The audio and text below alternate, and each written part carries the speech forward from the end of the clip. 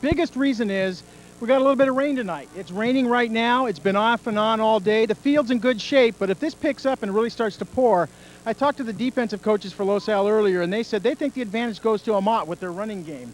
The other thing tonight, too, Los Al's on his 12th offensive line configuration in 12 weeks. We thought everybody was healthy, but there was an injury in practice this week, so we're going to come out with a new configuration. The good news is pretty much everybody on the team made all leagues, so they have good ability to switch around. The other thing for Los Al tonight is going to be contain the run game on Amat. You can't let a wing T offense stay on the field. If anybody remembers the Carson game earlier this year, a lot of minutes for Carson, very few minutes for Los Al, but Los Al was able to score every time they got the ball. Same situation tonight. You have to stop the Lancers, get them to turn the ball back over to you one way or another, and then look for Los Al for a quick score, and then go at it again. Well, there you have it. On the Bishop Amat side of the ball, they had a wild one after week one. The final score, 42-35, double overtime against Redlands. And I guess you have to ask the question, did that really prove something to the coaching staff in preparation for this game, a real gut check week one? This has been a real weird season for the Bishop Amat Lancers, Fritz. They started the season 3-0, then they lost 5 in a row with a loss to St. John Bosco. And at that point, Mike DiFiore, injuries had bitten the offensive line. He threw out the playbook, threw in the wing T. They've rattled off 3 wins. They knocked off Loyola, Santa Margarita. Last week they beat Redlands. As you said, this is the hottest team in the playoffs right now. Not a team you want to have to face if you're in the playoffs. I look for a tough game tonight. The off track tonight could create a mess. Look for the wing T. The key is the weak side offensive guard. He does go wherever the ball goes. There's no misdirection. The weak side guard leads everything for the Lancers. He's the key tonight. The defensive ends, outside linebackers are the keys for the Griffins to stopping it. They shut down the outside sweep, force everything to the middle. You're looking at a win for the Griffins tonight. Well, we're going to wait and see. We're going to take our seats upstairs. The winner moves on. The loser goes home. Go away, ladies and gentlemen. When we return, it's the Griffins and the Lancers coming up.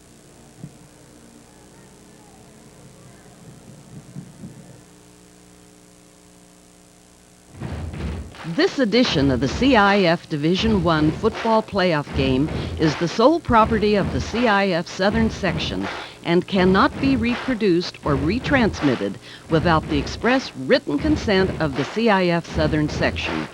The CIF Division I football playoff games are proudly sponsored by Toyota and your Southern California Toyota dealers. CIF and Toyota supporting tomorrow's stars today. LATV3's coverage is brought to you locally by the family and friends of the Los Alamitos Griffin Football Booster Club. There are people with a calling. Most serve 1 weekend a month and 2 weeks a year. Earning money for college. Protecting their community. In the Army National Guard, you can. Hank, you ever think about putting something away for the future? What are you talking about? United States savings bonds, Hank. What do you know about United States savings bonds? Actually, they're one of the safest investments you can make. You get competitive interest rates and up to a 30-year interest deferral from federal income taxes. So, what do you think? Well, I have to admit you were surprisingly persuasive. United States Savings Bonds. Sign up through your company's payroll savings plan.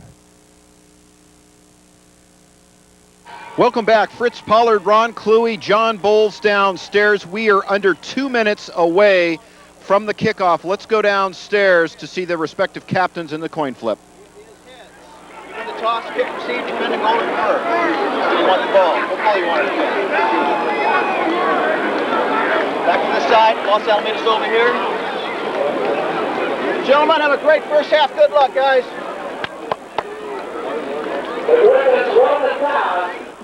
So Los Alamitos will take the ball to get things started here and win the toss, and Los Alamitos wants to put some points on the board early if possible. That's exactly the way I read it, Fritz. Normally Los Al defers, but especially playing a wing T offense here where they're going to grind out time on you. You don't want to put your defense on the field for 6 or 7 minutes to start the game off. So this is a smart move. Well, in talking with Coach Mike DeFori here, fourth-year coach, he is preparing for this game and looking to move ahead as we take a look at some of the graphics here. LATV proudly presenting here week 2 of playoff football action. There you see it. Los Alamitos and Esperanza move forward from the Sunset League. Moore League sends their obvious one forward. Yeah. With Long Beach Poly. And the Sarah League sends 4 teams into week 2, and undoubtedly we're going to see more of those progressing along as we move into the semis and the final.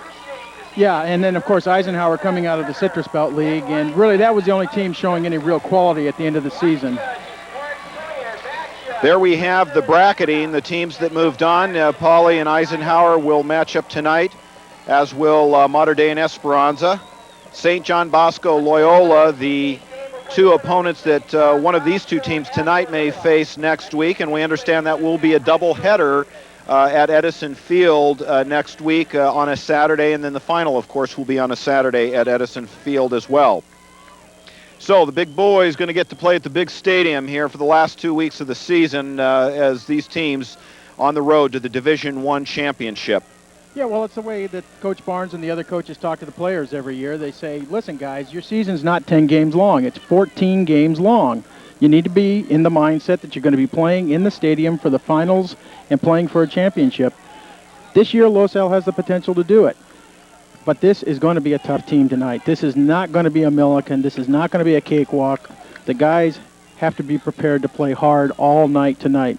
Sarah League, one thing they're known for, they don't give up until the final bell blows or is rung in the game. Well, and it's a tradition of winning. It is a quality program, and Coach Mike DeFiore in his 4th year understands the pride that this school is known for, and it definitely is a winning tradition. And, of course, they were tested last week against Redlands, double overtime, the final 42-35. And we talked to Coach DeFiore before the game, and it was a real gut check, and you'd have to say in preparing for this game, these guys had to fight to get here, and that's a pretty good way to approach week 2 of the playoffs. Yeah, and one of the interesting statistics, though, Fritz, that they've noticed over the years in CIF playoffs is if the team plays an overtime game the week before, they lose the next week.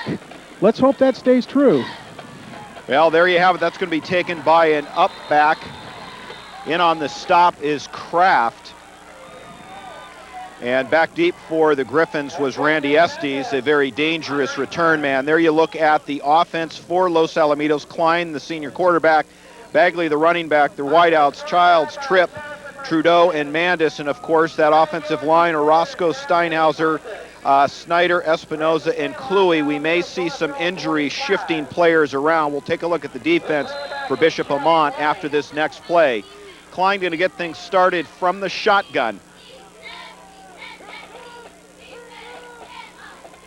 Klein going to go to the air to get things started, goes across the middle, throws it a little low. Let's take a look at that Bishop Amat defense. Front line, Jamal Greer, John Soto, Stephen Kuhatsu, Lamar, the linebackers, Torres, Vasquez, the corners, Marquez, Smith, and then the safety, Shea, Vasquez, and Gomez. That will round out the Lancers defense, and those defensive backs will be tested as Los Alamitos goes to the air to get things started. Klein will come up with a 2nd down and 10. They're going to fake it to Bagley up the middle. Klein gets around the corner. Big gain, enough for the 1st down as he is run out of bounds by Marquez. Yeah, Fritz, and this is just great use of Jeff Klein here. Watch on the replay. What you're going to see, this is a play-action fake into the line. As soon as we get to it. There we go. You see just play-action fake into the line with Bagley, and then Jeff just uses his speed on the outside, gets to the corner, and does a nice job getting a 1st down. As you mentioned on the offensive line, yeah, we already do have that shift in. Steinhauser has moved to right tackle. Snyder has moved over to left guard, and McDaniel is in at center. It has been a revolving door on the offensive line so far as Klein, 1st and 10, is going to give it to Bagley. Bagley goes left. Gets across the 45-yard line, taken down by Soto. Yeah, this is going to be where it's going to be a little tough tonight. You know, the field, it's in good condition for as much rain as we've had already, but the guys are going to spend the first couple of series probably feeling it out and seeing how hard they can cut and not slip out from under them or, end up fumbling the ball. So they're going to be a little tentative at first, but once they get a feel for it, I expect to see them cut harder and move a little bit quicker. Ball sits on the 46-yard line. That'll bring up a 2nd down and 7 for Klein. Klein fakes is going to go to the air, has plenty of time, gets that out to Trudeau, and Trudeau gets enough for the 1st down. He is ridden out of bounds by Marquez and Kraft. Yeah, nice little play there. Kyle Trudeau just did a great job of staying open in the flat. Jeff Klein, I think the first look that he did was downfield. Saw that was closed off by Bishop Amat and then looked for his release man, found Kyle Trudeau and did a nice pass to him. Kyle Trudeau picks up his 8th reception of the year before tonight's contest, 91 yards, 13-yard average, and enough to move the chain. So the clock continues to run, 10:46. Ball sits now on Bishop Amat's 43-yard line. And Klein's going to fake this one and go straight up the middle. Not going to get much as he runs right into the arms of John Torres. That was a little quarterback keeper there, just to see if Bishop Amat is biting hard on the outside, and Bishop Amat did a good job, stayed home.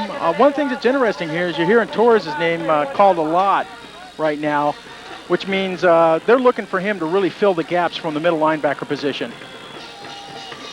A young team, last year's Delray League champions, Bishop Amat. Going to get it out to Tripp. That is complete. That'll be short, however, of the 1st down. Vasquez with the tackle. Yeah, once again, Jeff Klein, when you look at the play here, Bishop Amat puts a big rush, safety blitz or corner blitz from the outside. Jeff does a good job of just looking for his release man, Brandon Tripp. It's been the way all season long. When Jeff gets in trouble, the first guy he looks for is number 19 because of those sure hands and that ability to come down with the ball. Vince Vasquez with 43 tackles now on the year. So that'll bring up a 3rd down and 2 for Jeff Klein. They're going to give it right up the middle. Bagley has plenty for the 1st down. And that's great push and surge by Chris Orozco and Steve Snyder on that side. They just blew a hole open. I mean, any one of us could have gone right through it and picked up 3 or 4 yards. Great job by the O-line on that side. Ryan Bagley running hard. I think Ryan's starting to get a feel for the field now, and he's getting a little more confidence in his cuts. Well, the rain has stopped. It was a light rain at best. Field in fairly decent shape. Got a nice curvature to it, so no puddling at this point. Klein going to go for the end zone in the corner. And great coverage now. Oh, it's a pass interference. Yes, it is. Yeah, number 9, he had great coverage on it, but he reached out with his left arm, Ryan Smith. The only thing he did wrong on that play was he reached out with his left arm to shield Jeremy Childs. Watch what happens here at the end of this play. You see Jeff here just throws a beautiful ball. Childs downfield on the deep route, and watch right there, that left arm is thrown in there, and Childs does not have an opportunity to play the ball. Good call by the referee, but it just almost was a great play by number 9 there. Well, Ryan Smith, 5'10", 160-pound senior, had great position on Childs. As you look at Coach Barnes in his 24th season, Ryan Smith getting Division I interest, but does pick up the penalty with 8:55 left here in the 1st quarter. Los Alamitos threatening, ball on the 16-yard line. Okay, timeout here. Coach Barnes didn't like what he saw on a defensive set and was trying to call the play into Jeff Klein, and a little bit of confusion, so they said, hey, let's be smart. Just hold up the play, call a timeout, get it settled down, and then see what we can do as far as the next play. For Los Alamitos, they are the Sunset League champions, 10-0-1, the record they bring into tonight's contest. Last year, in the 2nd round, lost to Long Beach Poly 28-7, and of course this year getting the 2nd seed will very likely, if they proceed ahead, face Long Beach Poly tonight. If you look at some of the other games, and we will try to get you those games. In fact, we also are going to try to get you some updates on these games But Long Beach Poly taking on Eisenhower. Another great game is Mater Dei versus Esperanza tonight. We'll try to get you an update. We have a spotter at that game. Yeah, Fritz, I got to tell you, boy, if Los Al wasn't playing tonight, that's the game I would be at. That's going to be just a humdinger of a game. I mean, two great programs. Gary Meek, this is his final season. I'm sure his team wants to have him go out a winner. And, you know, Mater Dei once again. Bruce Rollinson takes a team that everybody writes off at the beginning of the season, gets them back into playing condition and the way that they've played in the past, and they're a contender again. Well, Jeff Klein talks things over with Coach Barnes and brings the offense to the line. Trudeau, the man in motion. Klein, he's going to keep this one. Will he pitch it? No, he will hang on to it as he gets around the corner, still on his feet. Gets out to about the 5-yard line as he is taken down by John Marquez. Yeah, that's great effort by Jeff Klein because when you watch on the replay here, you see that Robinson Lamar has an angle on him, and Jeff just keeps running hard, gets around the outside of him right there. In fact, yeah, Robinson Lamar, number 20, is the other player there, Michael Shea. And what you saw right at the tail end, too, was Jeff just lost his footing just a little bit. So it might be a little bit slick on that sideline where the grass is a little bit thicker. Jeff Klein, 283 yards on the ground, averaging 4 yards a carry and 8 touchdowns on the ground as they're going to measure. Scoreboard shows ball on the 15-yard line. So Jeff Klein, the 6'2", 190-pound senior. That's a first down. Just heard it. That's a first down. And boy, folks, that's as close a first down as you can get. I think as they said in the nursery rhyme, by the hair on its chinny chin chin. Well, there you go. So Jeff Klein tucks it under and goes, keeps this drive alive. And for Los Alamitos, strategically choosing to take the ball first, hoping to hit pay dirt. Yeah, what's great about this drive, too, Fritz, is we're already at 8:40 on the clock, which means Los Al is driving time off the clock right now, letting their defense stay rested up and wearing out Bishop Amat's defense. Trips receivers far side. They're going to give it to Bagley right up the middle, and Bagley fights. Touchdown, Los Alamitos to get things started. Yeah, again, nice hole opened on the right side by Daniel Espinoza. Did a good job of just blowing his man out of the hole there, as you watch. And Ryan Bagley again with his just strong lower body there. Yeah, you just see Espinoza, Steinhauser just blow a hole open big enough for a truck. Great initial surge by those guys. And number 79, Jan Soto gets in there for the tackle, but Ryan Bagley's over the line at that point. Ryan Bagley with his 15th touchdown of the year. 5'9", 173-pound senior, and we have seen Ryan Bagley get better each game, and the strength that he possesses, very good as he punches it through for the first points of the game. Kevin Gamarnik with the extra point, and here we are with 8:27 left in the first quarter, 7-0 Los Alamitos. Now a chance for Bishop Amat to answer. Yeah, and this is going to be interesting to see what happens here. Boy, I tell you, Fritz, this is great. We've got standing room only already around the sides of the field. Well, there was a lot of question early on, a lot of it admittedly from the Los Alamitos fans that said that maybe this wasn't the most appropriate venue.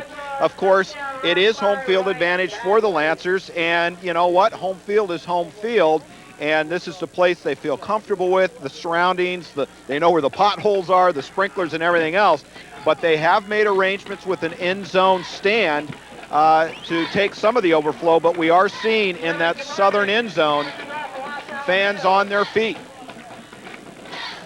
Great to see. This is a great time of year. Yeah, this is what you want to see at this time of the year. Back deep for Bishop Amat, number 9, Ryan Smith, the 5'10", 160-pound senior, and he is also getting Division I looks as he stands on his 4-yard line, and Gamarnik going to boot it from the 40.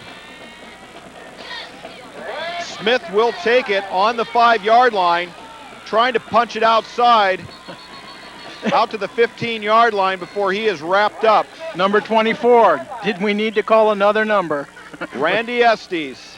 Yeah, great kick by Kevin Gamarnik. He probably has about a 5 to 10 mile an hour wind blowing in his face. Put it up nice and high, gave his guys time to get downfield. And Los Al special teams have been doing a great job this year. Everybody just stayed in their lanes. And when Bishop Amat tried to run upfield, there was guys there to meet him. Well, the junior quarterback, Matt Lawhorn, the 6'1", 185-pound junior, going to get things started. 8:21 left here in the first quarter. Lawhorn steps in.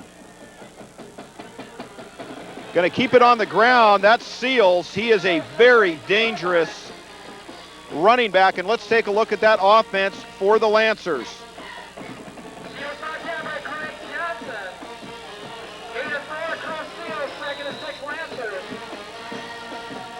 Get you the starting lineup here after the next play. Okay, Fritz, and like John alluded to during the pregame, if you want to know where the play's going, look for number 55. He's the weak side. Well, actually, no, they switched sides again yet. I'll get that number. Okay, number 50. Yeah. That's going to go to Soto. Yep. Just Soto look for number 50. up. Oh, I'm sorry, Fritz. Yeah. Yeah, Soto wrapped up. Good job there. But, yeah, number 50, Will Robinson. I mean, it's just been so evident on the films that the coaches during the Booster Club meeting said basically watch him all the way. There you have the offense for the Lancers. Lawhorn, the junior QB, Seals, the very dangerous halfback, Soto and Robinson. The running backs, wide receiver, Lugo, tight end Torres, and then that line, Rodriguez, Salinas, Montez, Robinson, and Combs. One of the biggest offensive lines that Los Alamitos has seen thus far. And up the middle goes nowhere, so a pretty strong stand for the Griffins defensively. Yeah, let's take a look at it real quick there, Ron. Dolas, Jark, Lee, and Cherie on the line. Olmstead and Dolby, we will see Flores in and out. Johnson, the linebackers. The corners, Prescott and Cason, and the safeties, Estes and Dykes. Yeah, and I've got to say, great job by the Los Al defense on that series. Bishop Amat on the first series gets 6 yards. Great tackling. And what you're going to see tonight, you're going to see the cornerbacks and the safeties are going to be up all night long. Bishop Amat doesn't pass much.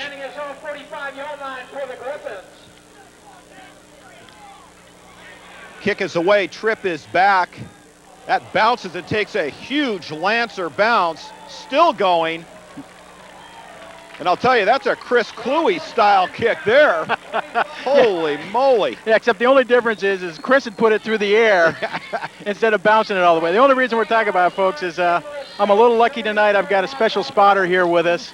He's home for the weekend from UCLA, so we're having a little fun with him tonight. Well, that will bring up a 1st and 10. 6:11 left here in the first quarter, and the rain starting again. However, very light. And it didn't appear, Ron, as we saw each team with one series, that it affected anybody one way or other, in the air for Los Alamitos or on the ground for Bishop Amat. Yeah, I don't see anything yet, but again, we have to wait and see if it gets to be a heavy rain here. Bagley, all kinds of room up the middle. That's enough for the first down. And now Bagley seems to be rolling as though he may be dinged up. That would be a big loss. No, I think Bagley's all right. He either took a helmet to the stomach or just slightly lower. Yeah, he was pointing to the stomach area, so someone may have landed on him when he finished. Yeah, again, Los Al's offensive line is just open and huge holes here. They've got dominance. Okay, here we watch the replay. See, nice handoff there to Bagley. Great hole for him. Goes, runs downfield. No problem there. Oh, it's the old land on the football play. Yes, that hurts, folks. I mean, it is intense pain. Klein going out to Tripp. Run out of bounds by Ryan Smith and Vincent Vasquez. Yeah, and one of the things that was mentioned tonight was by the coaches was that while Bishop Amat's offensive line is of a comparable size to any of the large lines Los Al has played this year, their defensive line isn't really that big. They only average about 200 pounds, so you got to give a little bit of advantage to Los Al on that. 5:41 left here in the first quarter. Second possession for the Griffins. Klein is going to keep it. Goes off tackle with a big pickup, and Coach Barnes obviously with no concern about running Klein and letting him take some hits as he gets enough for the first down. Yeah, and again, it's just Los Al's playing possession ball here. You know, they're just going ahead, grinding time off the clock. 5:30 here in the first quarter, and the rain begins to drive a little bit more, probably as hard as we have seen That'll bring up first down and 10. Ball sits on Bishop Amat's 46-yard line. The defensive line for the Lancers trying to figure out a way to break through, and John Torres finds an opening and pushes Ryan Bagley back. Great play by the linebacker for the Lancers. Torres found a nice little hole to slant through between the guard and the tackle on the right side there, and exploited it. Did a great job, caused a loss there, so now it's about 2nd and 12. Los Al's a little lucky that the referees called for, stopped by basically furthest point of advance and didn't take it to where they could have taken it, which is maybe another 4 yards back. 4:35 in the first quarter. Trips on the far side. There you see the rain. But Klein going to the air. He's going for everything intended for Childs. And you get the feeling that if the rain is going to be an impact, Los Alamitos wants to get quick points on the board. Yeah, my feeling is right now, Fritz, is Los Al's looking to try and put about 21 points on the board in this first quarter. I agree with you, get the points on the board, and then if it gets muddy, basically just let them slug it out in the trenches. I will have to tell you, playing football in Southern California is a pretty fair weather sport. Rarely have we had a game that's in the rain, and probably the biggest game in the rain was Los Al versus Esperanza years ago, where you couldn't even see the numbers on their jerseys. Klein goes out to Mandis. Mandis with the first down, out to about the 20-yard line. Shea in on the tackle. Great throw by Jeff Klein here. I mean, steps up in the pocket. His line does a good job blocking for him. Watch the replay here. Brad Mandis does a nice job running his route. There you can see the rain. Jeff just threads the needle right to Mandis, right in front of the DB there. Brad does a good job holding on. Just a nice play for Los Al. Really takes advantage of that passing ability. Well, and so far the rain not hampering Jeff Klein. Klein keeps it, and he gets wrapped up by Jamal Greer. Looks like Andrew Acosta was in on that also. Yeah, I'm going to say, Fritz, Amat's going to get their tackles. They're bringing 8-9 guys into the box, and it's just going to match up sometimes with the Los Al plays where you try to do either a draw play, a delay play, or maybe even a quarterback keeper, and they're going to just have more bodies there. 5 guys trying to block 8 guys. That'll bring up 2nd down and 2 with the loss. Ball on the 24. Klein surveying things from the shotgun. Straight up the gut is Bagley, and Bagley may waltz into the end zone. He does for the 2nd touchdown of the game. Ryan Bagley with his 16th of the season. That's a great play there. I'll tell you what. Los Al set up in a pass formation. Watch this. They bring the outside safety blitz, and then Bagley with just a delayed handoff just squirts up the middle, eludes number 27 there, and then just sprints into the end zone. That was Vincent Vasquez trying to make the tackle downfield. Great play by Los Al. Good play calling there. Ron, you know, one of the things about Bagley that has just been beyond belief this year is the way he breaks tackles. And again, that strength you've talked about, his conditioning, his lower body strength, but he just makes guys miss. And then when you get into later parts of the game and you take on a winded defense, it's even worse. Yeah, and this is really, as I've said before, this is a tribute to working out in the weight room and building up that lower body strength. You see some players in the Division I college ranks right now that are similar. Guys that aren't real huge, but just have great lower body strength and can cut quick, sprint fast, and then once people try to tackle them, they have such a low center of gravity that they're able to break away from most tackles. You have to get them square, shoulder into the gut type tackles. You can't arm tackle them. Well, now for Bishop Amat, 3:13 left in the first quarter. And they need to put some points on the board. They need a sustained drive. They've seen the Los Alamitos defense for one series. Back deep, again, Ryan Smith.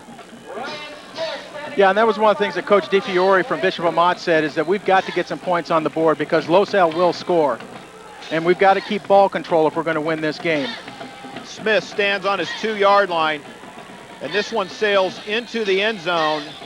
So that'll come out to the 20-yard line, and Matt Lawhorn will get his second shot at it. Let's see if the time on the sideline for the offense has created any different looks for the Lancer offense.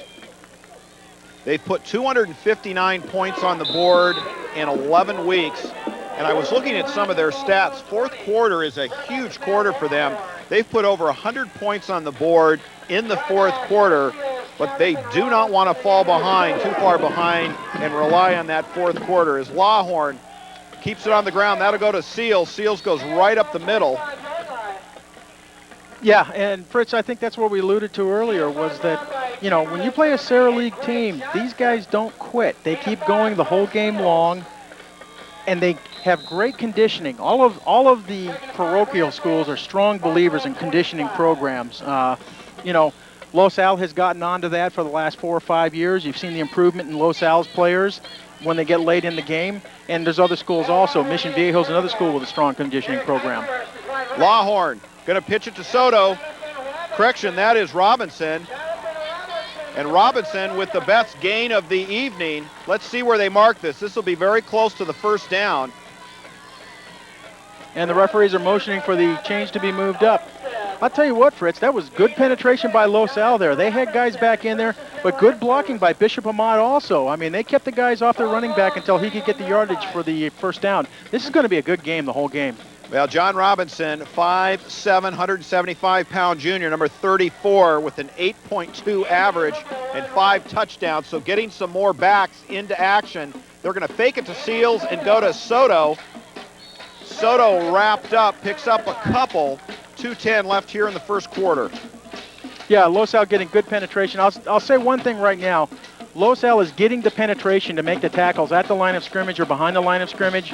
They just need to start wrapping up to take advantage of it. They're controlling the line of scrimmage pretty much from what I see right now. And they're following, again, that weak side guard everywhere he goes, and it is playing true. That'll bring up second down and 6. Ball on the 34-yard line for Lawhorn. They're going to give this to Seals inside.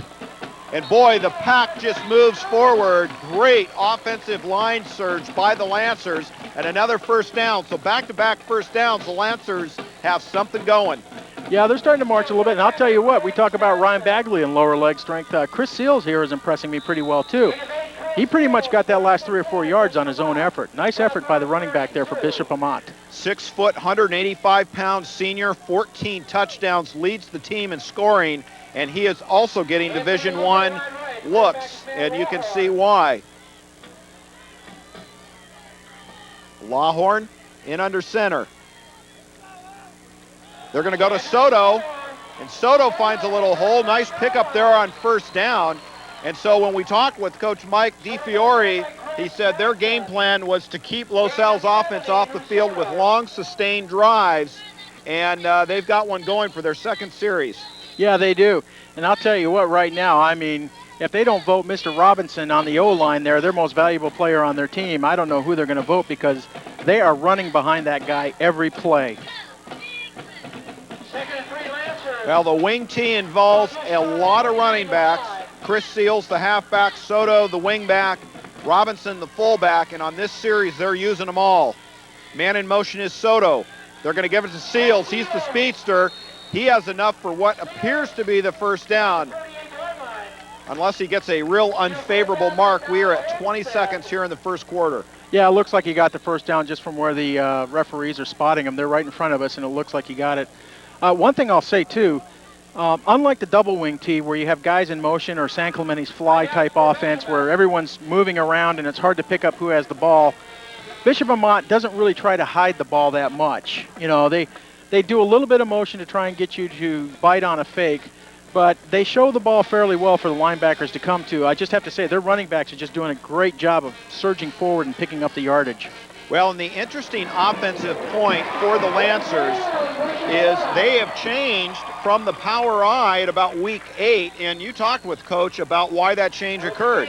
Yeah, he said they had 5 or 6 of their offensive linemen go down, and so they had the power I as a scheme at the start of the year based upon having these big, strong offensive linemen. They go down, they lose them, They're losing games. They're not going to make it to the playoffs. Amat has a lot of pride. And I tell you, that took a lot of courage for a coaching staff in the middle of a week with 3 days left to play a game to say, that's it, we're going to go and switch over to the wing T offense. And it also shows a lot about the Amat team itself that they were able to pick that up and successfully execute that and win 3 games in a row. Well, and you don't do that unless you've got a quality program with good, talented athletes, and the adjustment has proven big, paying big dividends as they are in week 2 of the playoffs. There you see it, 14-0 at the quarter break. Los Alamitos on top, but the Lancers have their best drive of the night going. Let's go ahead and take a look at the top 10 around the CIF. Long Beach Poly sits on top. They won last week, 30-7. Then Los Alamitos with their big rout of Milliken. Esperanza, huge game tonight. St. John Bosco, number 4 position, Mater Dei. Servite, Lakewood. Lakewood is out. Santa Margarita out, Servite out, and Redlands out. Of course, that was the big game with Bishop Amat last week. And Loyola hung on there to win 24-17. Yeah, and I don't envy St. John Bosco tonight. They have to travel to Glendale, play in this weather at Loyola's home field. As we know, that's a tough field to play and win at. Well, we got a fresh 12 minutes on the board. Lawhorn going to keep it on the ground. Wrapped up very quickly as Robinson runs into a whole host of Griffins. Good stop there for LoSal. Yeah, I see Mike Lee getting up from the bottom of the pile there, so it looks like he probably had a strong involvement in that tackle. I tell you, when you play wing T, it's tough sometimes to tell who the tacklers are on the inside of the line because it's going to be an ugly night for the defensive linemen. Dolis, Lee, Cameron Filkins in now, Chris Cherie. Their job really is just to crab down, which is get on their hands and knees, and just plug holes and then let the linebackers and the safeties and corners make the plays. 2nd down and 7 for Lawhorn. Lawhorn's going to give it to Soto. Soto gets a nice little lane around the corner and will be near another 1st down. Yeah, and I got to say, you got to give a lot of credit on that play to number 34 for Amat, Jonathan Robinson. He did a great block out on Rashid Prescott and just opened that hole up. Prescott was there ready to make the tackle, but just Robinson comes through and makes a nice tackle on that play. Here you watch. Prescott's just right on the corner here. There, boom, you saw him taken out. And then you have the guys coming in, Gabe Doby from behind, bringing him down. We can hear the rain coming down. Well, that'll bring up a fresh set of downs for Lawhorn, keeping this drive alive. And if you're Coach Mike DiFiore, this is exactly what you wanted to do as Seals goes left side. Yeah, and it's pretty consistent. You know, I mean, they're not making any huge gains at this point right now. But I tell you, they're just grinding off a consistent 5-6 yards per play. Clock continues to run. We are at 10:30. 2nd down and 5 for the Lancers. So Lawhorn in under center. They're going to give it to Soto, the 6-foot, 225-pound senior. Pile drives into the line. That'll bring up 3rd down and just a couple for the 1st. We'll wait for the mark. Show the ball on the 31-yard line.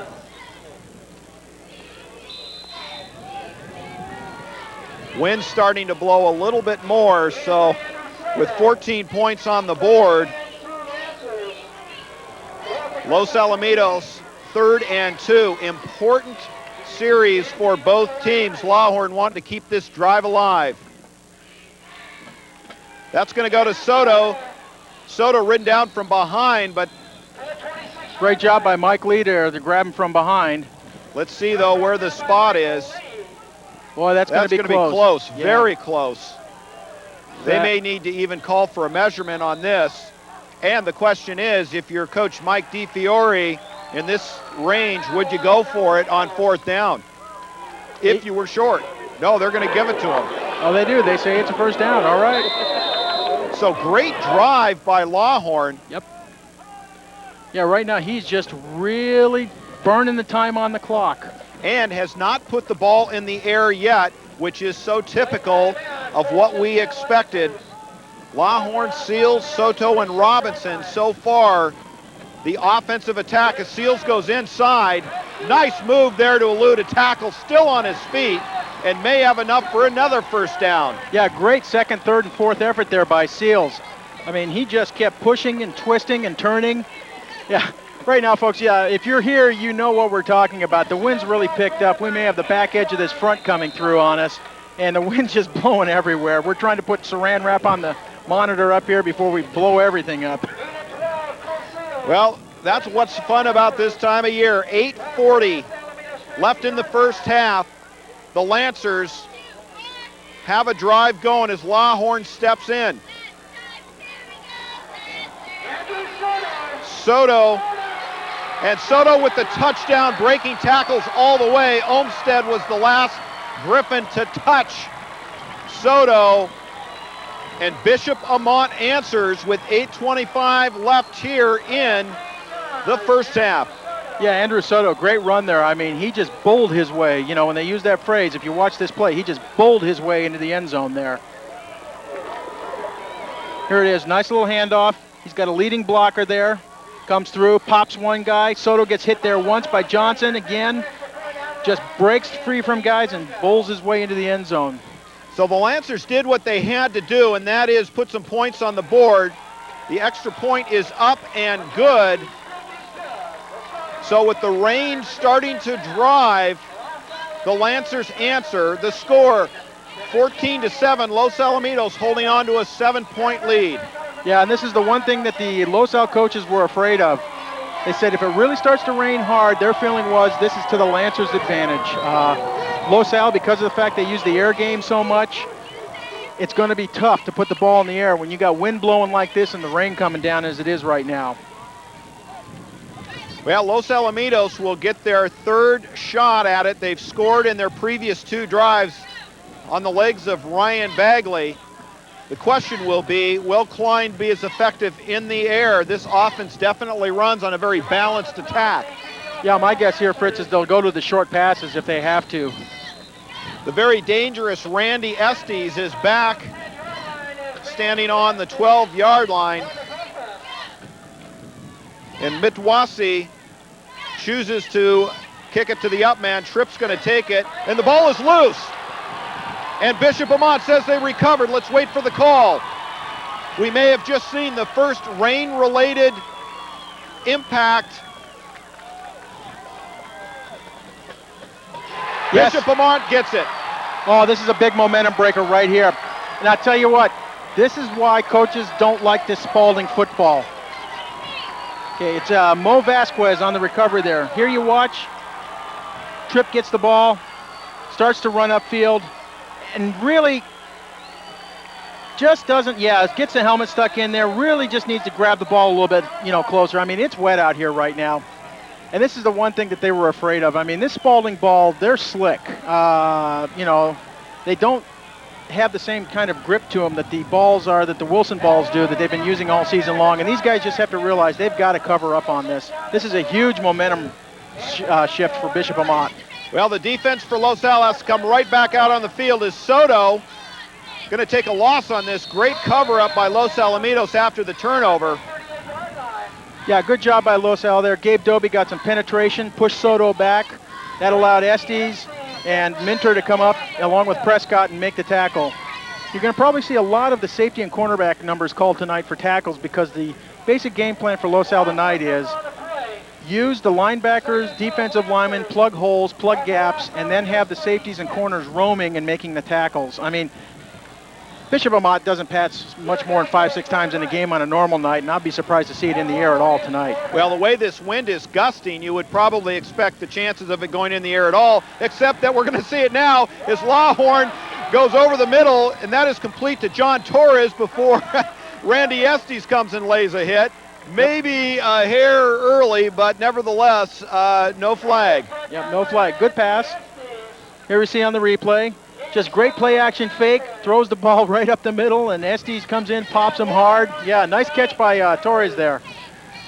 Well, just as we're saying we don't expect Bishop Amat to throw the ball, that proves why those coaches are coaching and we're calling games, huh, Fritz? Well, and again, to mix it up a little bit, if you're Bishop Amat, throwing it in the air just every so often, keeping Los Alamitos honest. That'll bring up a 3rd down and 5 as Soto picks up enough for the 1st down. Very important. Inside the 20-yard line down to about the 16.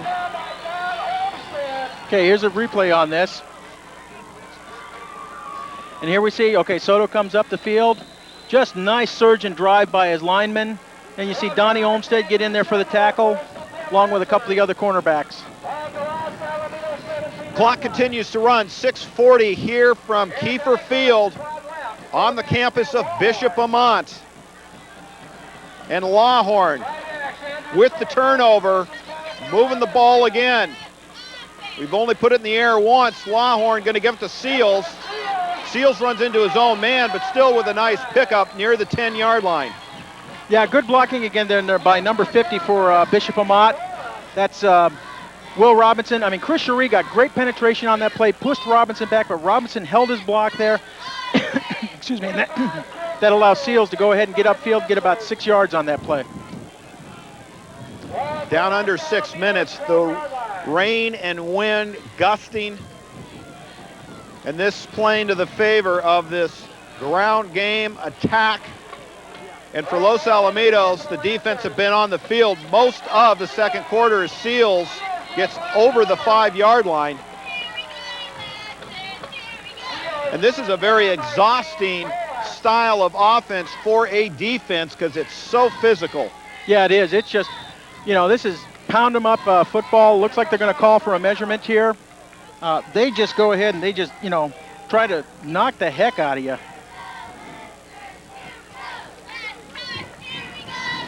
So that'll bring up a 2nd down and 5. The score 14-7. Yet the Lancers trying to punch it through.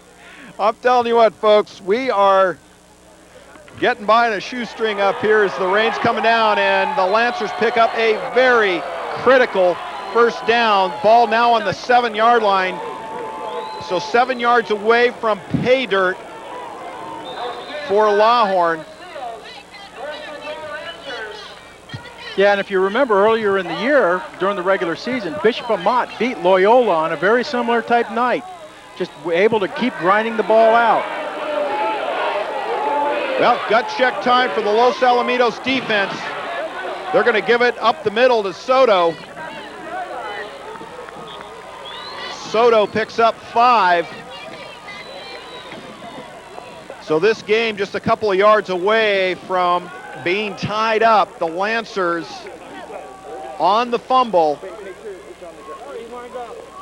near to pay dirt. That'll bring up 2nd down and 3.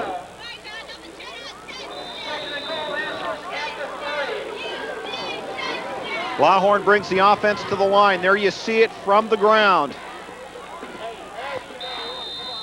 Clock now back underway.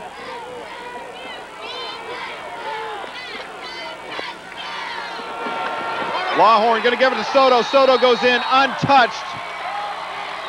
So on the turnover, Los Alamitos gives up the touchdown. We are now just awaiting the extra point.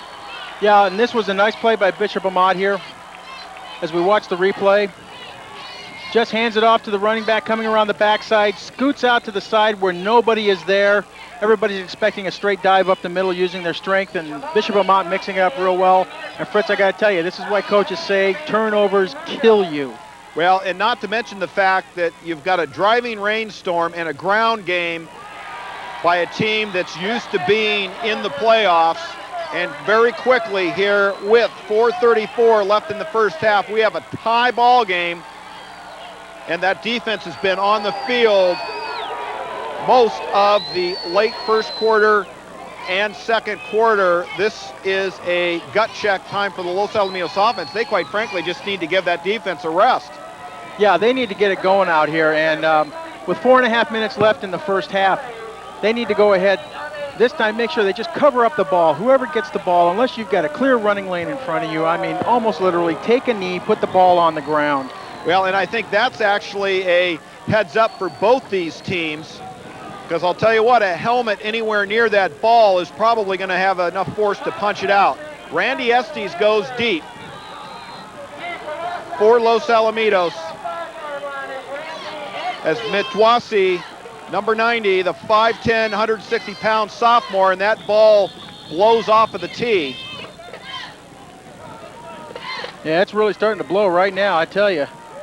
Well, and the question is, Los Alamitos put the 14 points on the board early, mixing it up with a nice balance of run and pass. The question is, with the gusting wind and the slippery ball, will they be able to put the ball in the air like they had? Estes stands on his own 8.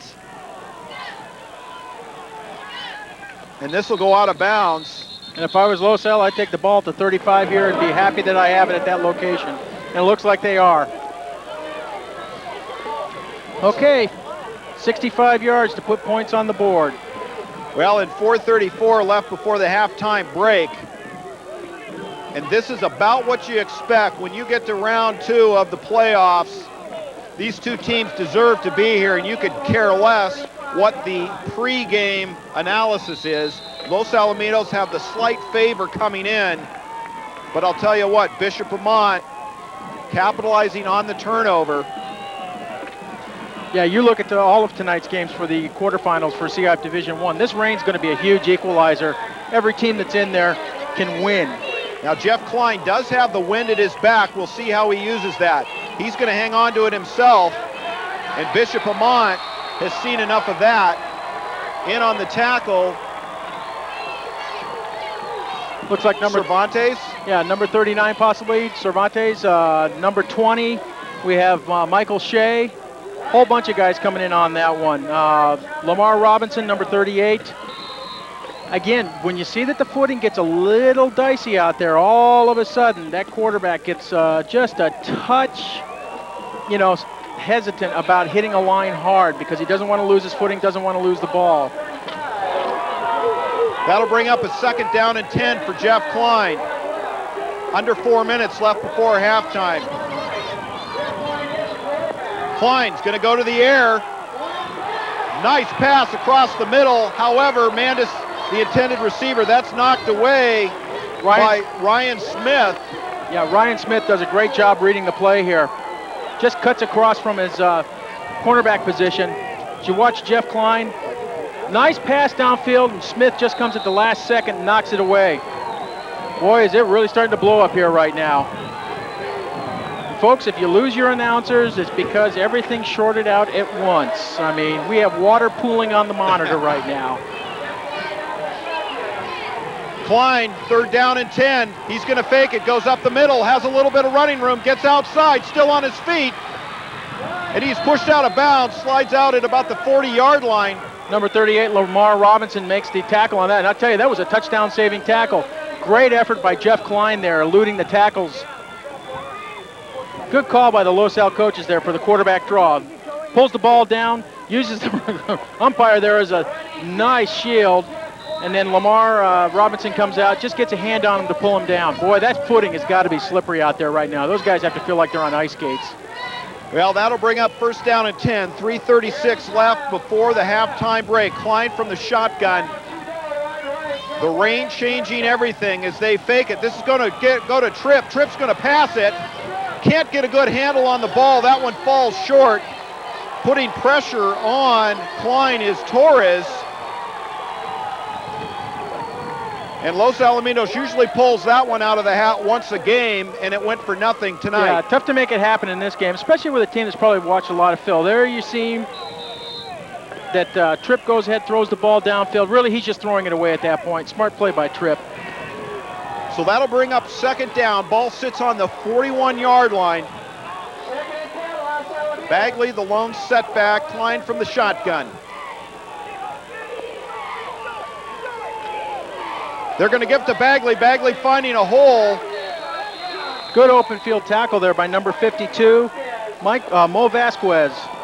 Boy, Ryan Bagley had a great hole for him on that play. Good job by the left side. 5'10", 175-pound junior is Vasquez. Good cut there by Bagley. And then Vasquez, yeah, just great open field tackle. Bagley would have had big yards on that play. Well, and probably would have had the first down, but with the tackle, leaves still 5, so that's 3rd down and 5. Ball on the 36. Los Alamitos hoping to put some points on the board before the halftime break. Trips far side. All tied up here, 14 all. Klein is going to keep it, has enough for the first down as he is ridden down by a whole host of Lancers. Once again, Lamar Robinson, number 38. I'm starting to wonder if Lamar Robinson hasn't been told that his assignment tonight is tackle Jeff Klein whenever he has the ball. Great job again by Los Al mixing up the plays on this. You know, one of the things, Fritz, is by putting trips right out there or trips left, they force Bishop Amat to have to pull those corners and safeties over to cover those guys because they know if they don't cover them, Klein's going to throw to them. And then what that does is that now puts 5-on-5 on the front line and gives Los Al's O-line an opportunity to open the holes up. Lamar Robinson, 20 tackles on the season, 2.5 sacks, so definitely a stud in the defensive backfield. That is incomplete. Vincent Vasquez on the coverage there. Yeah, it's a little tough right now just to throw the ball because one of the things with the wind driving down field and the wind is behind Jeff Klein's back at this point, what it does is it tends to float the ball a little bit, kind of similar to what we saw at Edison a couple years ago when the quarterbacks were throwing. And so you overthrow your receivers a little bit more than you intend to. 2nd down and 10, 2:15 left before the half break.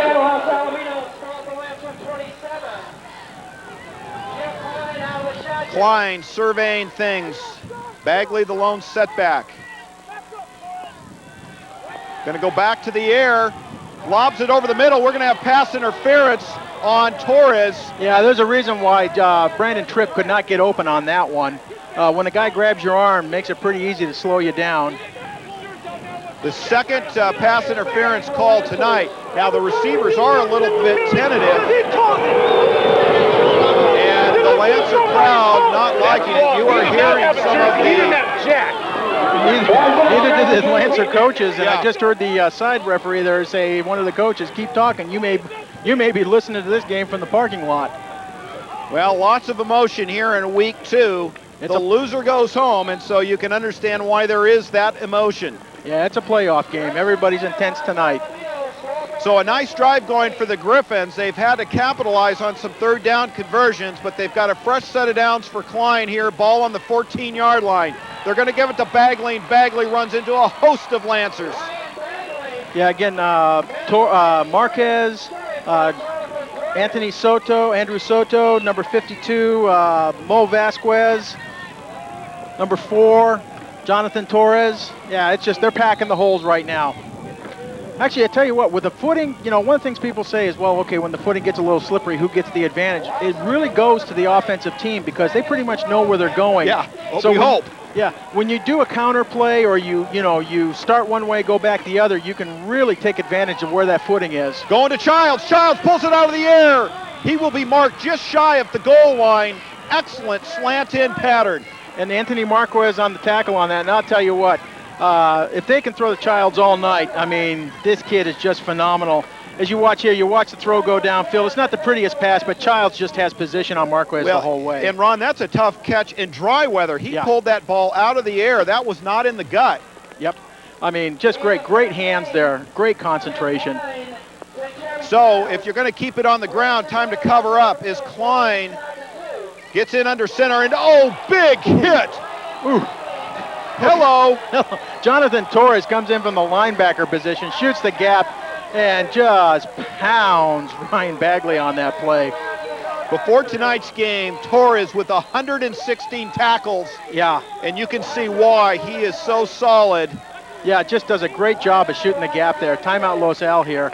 Well, and you know, this is an important drive for Los Alamitos as we see 54 seconds. That a great tackle for loss. Going to make Los Alamitos talk about it. Okay, and while we have a break, I want to read off right now all the Los Al players who made All-League this year. Honorable mention, Greg Cluey, Eric Jark, DJ Dykes, James Dolis, Dan Espinoza. Second team, Brad Mandis, Antoine Kaysen, Chris Cherie, Dan Rollins, Don Olmsted, Gabe Doby. First team, Jeff Minter, Jeremy Childs, Chris Orozco, Greg Johnson, Joe Flores, Mike Lee, Kevin Gamarnik, Ryan Bagley, Steve Snyder. Offensive Lineman of the Year, Trent Steinhauser. Defensive Player of the Year, Randy Estes. And co-MVPs of the year, Jeff Klein and Brandon Tripp. As Coach Barnes says, when you win the league, you go undefeated. You get a lot of rewards for it. And congratulations to all these young men and to all of the players on the team for a phenomenal season. Well, and for Los Alamitos, they are in a dogfight tonight. As you see the goal line cam there, this will bring up a 2nd down and 3. And with the loss, ball now on the 3-yard line. They're going to give this one to Bagley, and it appears he will be short, but not by much. As you see, great camera work. Looks like about the 1-yard line, 1.5-yard line for Bagley. So that brings up a very important 3rd down. They're going to show 3rd and 2 for the Griffins. Yeah, Los Al needs to get this play off. Here you watch the replay here. Just good penetration there again by Bishop Amat. Meets Bagley behind the line of scrimmage. And really, that's the key to this series right now. They have to penetrate the line of scrimmage. 14 all, 3rd down and 1. The scoreboard shows. Klein, let's see. That a wonderful goal line stand by the Lancers. Okay, number 46 there, Andrew Gamez got in there and made a great stop. Los Al calls timeout with 6 seconds left. Well, and the question is, do they go for the 3 or try to punch it in and get the 6? Boy, here you see just great effort. Yeah, number 46 there just gets in behind the line of scrimmage and holds Klein up. I tell you, Fritz, this is a tough call right now. Knowing that you have to give Amat the ball to start the second half and seeing that they've been able to drive on you, I'm going to guess Coach Barnes is going to say, all right, boys, this is gut check time. You need to pound a hole open here, and you need to get something open for these guys and get them to score. 6 ticks left on the clock, so there will be no fear of the Lancers getting another shot at it before the halftime break.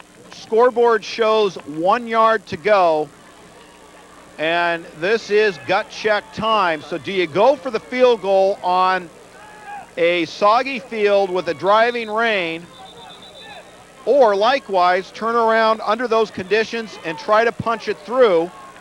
Los Alamitos would be very comfortable going to the air if it wasn't raining in normal situations.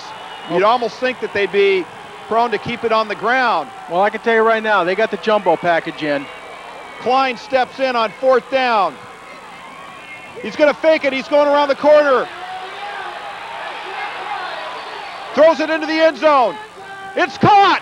Oh, out of bounds. Out of bounds on the back of the end zone. Oh, my gosh.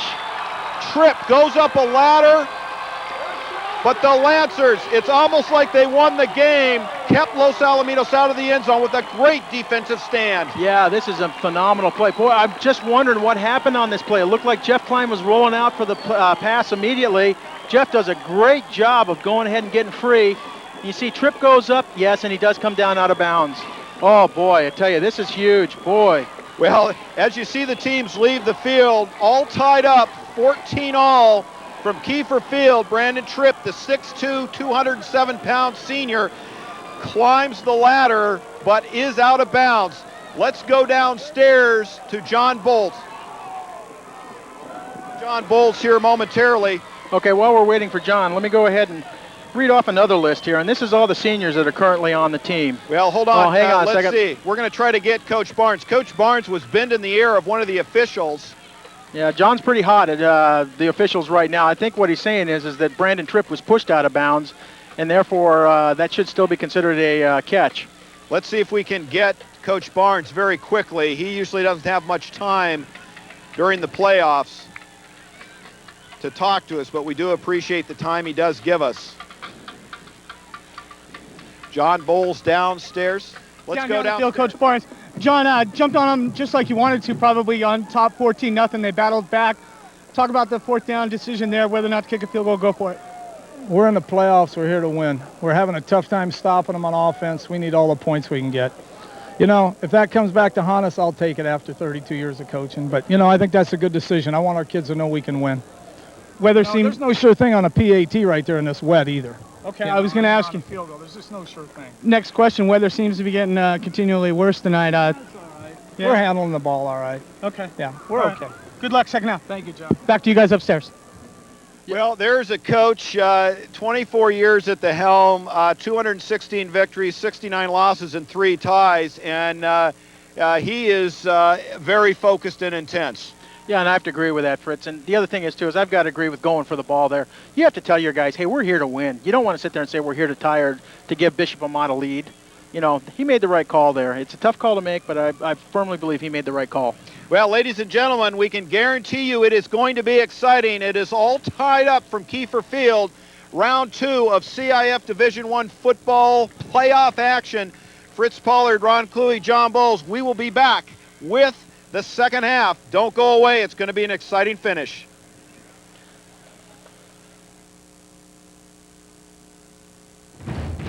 This edition of the CIF Division I football playoff game is the sole property of the CIF Southern Section and cannot be reproduced or retransmitted without the express written consent of the CIF Southern Section.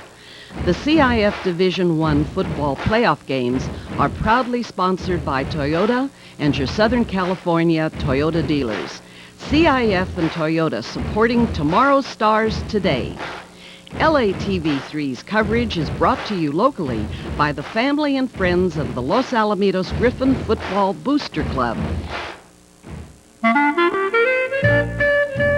There are a few things you need to do to make your home safe for you and your family.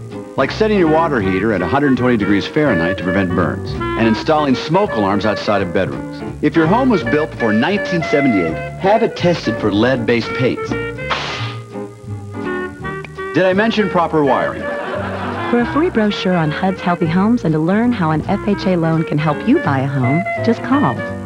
HUD and FHA are on your side. It isn't an order or a command. Protocol doesn't require it. The oath of enlistment doesn't refer to it.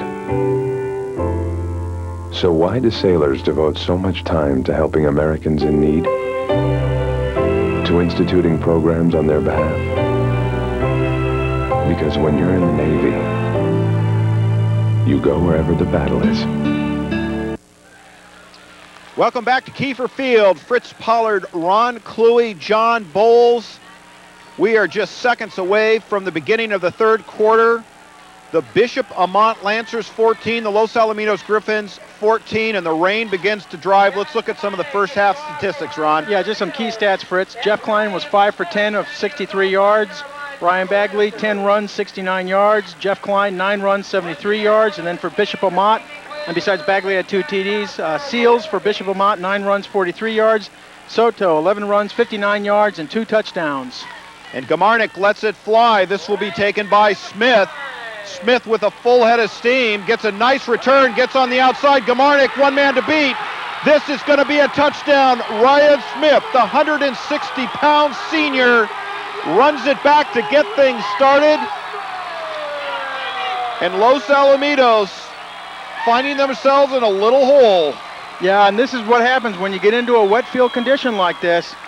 Got still a good kickoff inside the 5-yard line, and Smith just hits the hole hard, gets to the outside, and just sprints upfield. Kevin Gamarnik tries to stop him, but now he's off to the races. And really, when you have a wet field, I mean, you can't change direction on it. Boy, this is just huge for Bishop Amat right now. Matwasi comes in to put up the extra point. Snap back, ball down, the kick is up, and that is good. So before you know it, the score 21-14. The Lancers pull away by 7, and Los Alamitos now has an opportunity to bring the offense back on the field, but not the way you want to start the beginning of the third quarter, especially coming out of the halftime break. No, not at all. I mean, you know, Los Al really, to be honest here, had to come out and just stop Bishop Amat on this first series, just like they did at the start of the game. 3 and out, get the ball back on a punt, and then go ahead and drive in and put a score on the board and go up, because this is going to come down to possibly last possession of the game. And Amat right now has just put that in their favor by scoring this quick. We actually saw at halftime where the weather improved slightly. The wind died down, but literally as the captains were running on the field, the rain started to drive again. Although we don't have the rain coming down kind of on a driven path the way we had it in the second quarter. So we'll see without any wind if Jeff Klein is any more comfortable going to the air. Randy Estes back deep, and they're going to make sure that he doesn't get a hold of the ball. Brandon Tripp, who fumbled, and that turned into a Lancer touchdown. Gingerly takes the ball, wraps it up, and will bring Jeff Klein and the offense out onto the field. Yeah, and that time Tripp just wrapped it up with both arms. I mean, it would have taken a crowbar to break the ball out of his hands that time. Well, also, while we got a moment here, some halftime scores that we heard from the other games. Poly was leading Eisenhower 28-3 at halftime. Mater Dei was up 9-0, and Loyola was ahead of St. John Bosco 17-0. Well, Klein has 1st and 10. He's going to go right back to the air. Gets it to Klein, or correction, that's Tripp. Yeah, Vincent Vasquez, he'll get credit for being the closest guy on that one for the tackle, but really he was just there. Brandon Tripp, great hands. I mean, wet conditions. This is as ugly a night as you could play in. Great catch. Well, and I'll tell you what, if you're Los Alamitos, there's no time to get away from your strength, regardless of the conditions. And you heard Coach Barnes. They're going to play to win tonight, and I don't care what this weather does. You can bet that they are going to try to go to the air as often as they can. Bagley's going to go right up the middle, has a lane, breaking a tackle, gets outside, so a nice pickup by Bagley. Yeah, and that's Andrew Gamez on the stop there.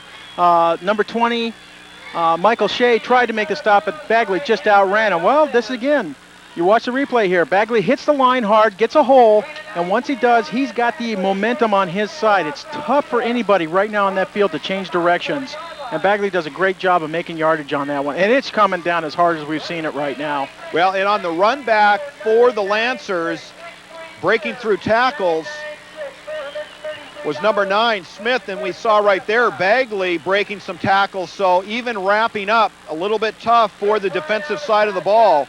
Klein going to air it out, and there's going to be flag on that one, no doubt about it. Ryan Smith trying to keep up with Childs, and we've seen now 3 pass interference plays, and you can see that these Lancers are just trying to stay pace with the Griffin receivers having trouble. Yeah, and I have a feeling here, maybe their coaches have talked to them and just said, listen, guys, the worst thing you can do is let this guy catch the ball deep.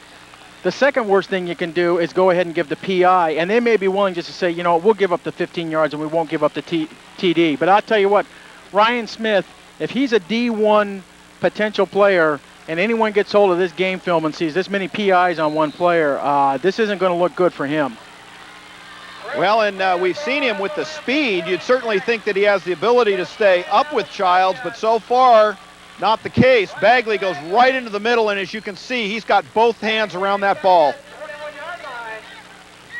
Yeah, and on that one, Jonathan Soto, number 79, makes the stop. Yeah, that's a good 4 or 5 yard gain by Los Al. Good surge by the line again. Again, that's a good play just to keep Bishop Amat right now honest. 10:33. Fresh right into the third quarter here, 21-14. The Lancers capitalize on a fumble in the first half and run one back to start the third. And Jeff Klein with trips on the near side looking to answer the run back. Going to go to the air. Penetration by the Lancers. The ball is in the air. Estes tries to come back for it. That wasn't Estes, that was Trudeau. Oh, 84. I'm sorry. Yeah.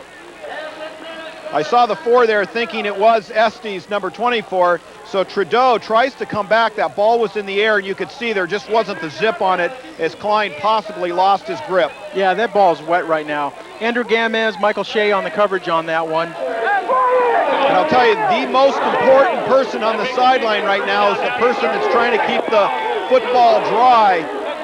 Yeah, the ball boy right now has got a very important job. So that'll bring up a 3rd down and 6 for Los Alamitos. Very important, a little long for a field goal. Big time rush. They're going to get this one out to Childs. Childs with the catch. He will go in for the touchdown. So they let the defenders in. Everyone bites on it. Touchdown Los Alamitos, and they quickly answer the run back by the Lancers. It's just a slip screen. How many times have we seen this over the years? Yep, let everyone roll right in, make them think they got a great rush. There's Childs again with another phenomenal catch on a tough night. Catches the ball, and then it's just off to the races. Excellent play. Jeremy Childs, only a sophomore, 6 foot, 175 pounds. He's been playing like a 7-footer tonight. 2 big catches, he pulls them out of the air. And Kamarnik kicks this one out of the stadium. Yeah, I've got to say, Kevin is just pounding the ball. Look at that right now, Fritz, on the camera. I mean, it's just pouring right now. This is going to be Mud Bowl number 2. Well, here's the other thing. We just saw an extra point there. Field goals could become very important. The spot of the ball, the holder, extra points could be key as we see 2 teams just battling it out. But that was a big drive for the Griffins. Now it's time for that defense to suit up and put a stop out. Yeah, and I've got to say, as big as a momentum gain for Bishop Amat with that run back on that kickoff, for Los Al to come back and just answer that in less than 2 minutes, drive downfield, put another TD on the board, that shifted the momentum back right to them. Now the question here is going to be, does Gamarnik go ahead and kick away, try to go for the end zone, or have the coaches told him go ahead and squib the ball down and don't allow them to set up the run back? I have a feeling we're probably going to see this one squibbed. In fact, with the wet field, that could play into the advantage of the kicking team, because if a loose ball does get away, that's almost like a deep onside kick. Yeah, and one of the things, too, is Gamarnik was just camping down the area around the ball where his plant foot goes. This is tough for a kicker right now to kick this ball. Yeah, and he just squibs it. That's going to be taken by the up man. Oh, and a big hit there. And is it a turnover? It's a turnover, I think. Let's wait to see. No, it's not. It's just they're excited about the hit. Great hit there. Let's get a number on that. That was number 8, Acosta. So, for Los Alamitos, big defensive stand as we take a look at that kick. Let's look at the footing here. Yeah, it's just treacherous out there right now for everybody. But here you see Acosta has the ball. He's coming upfield. Let's see who the missile is here. Oh, boom. Who was that? Boy, somebody just blew him up on that one. That was Gabe Doby on that play. Great play by Gabe. Well, Matt Lawhorn comes in. It's important for each of these teams to answer. They're going to give it to Seals right up the middle, and he runs right into the heart of the defensive front.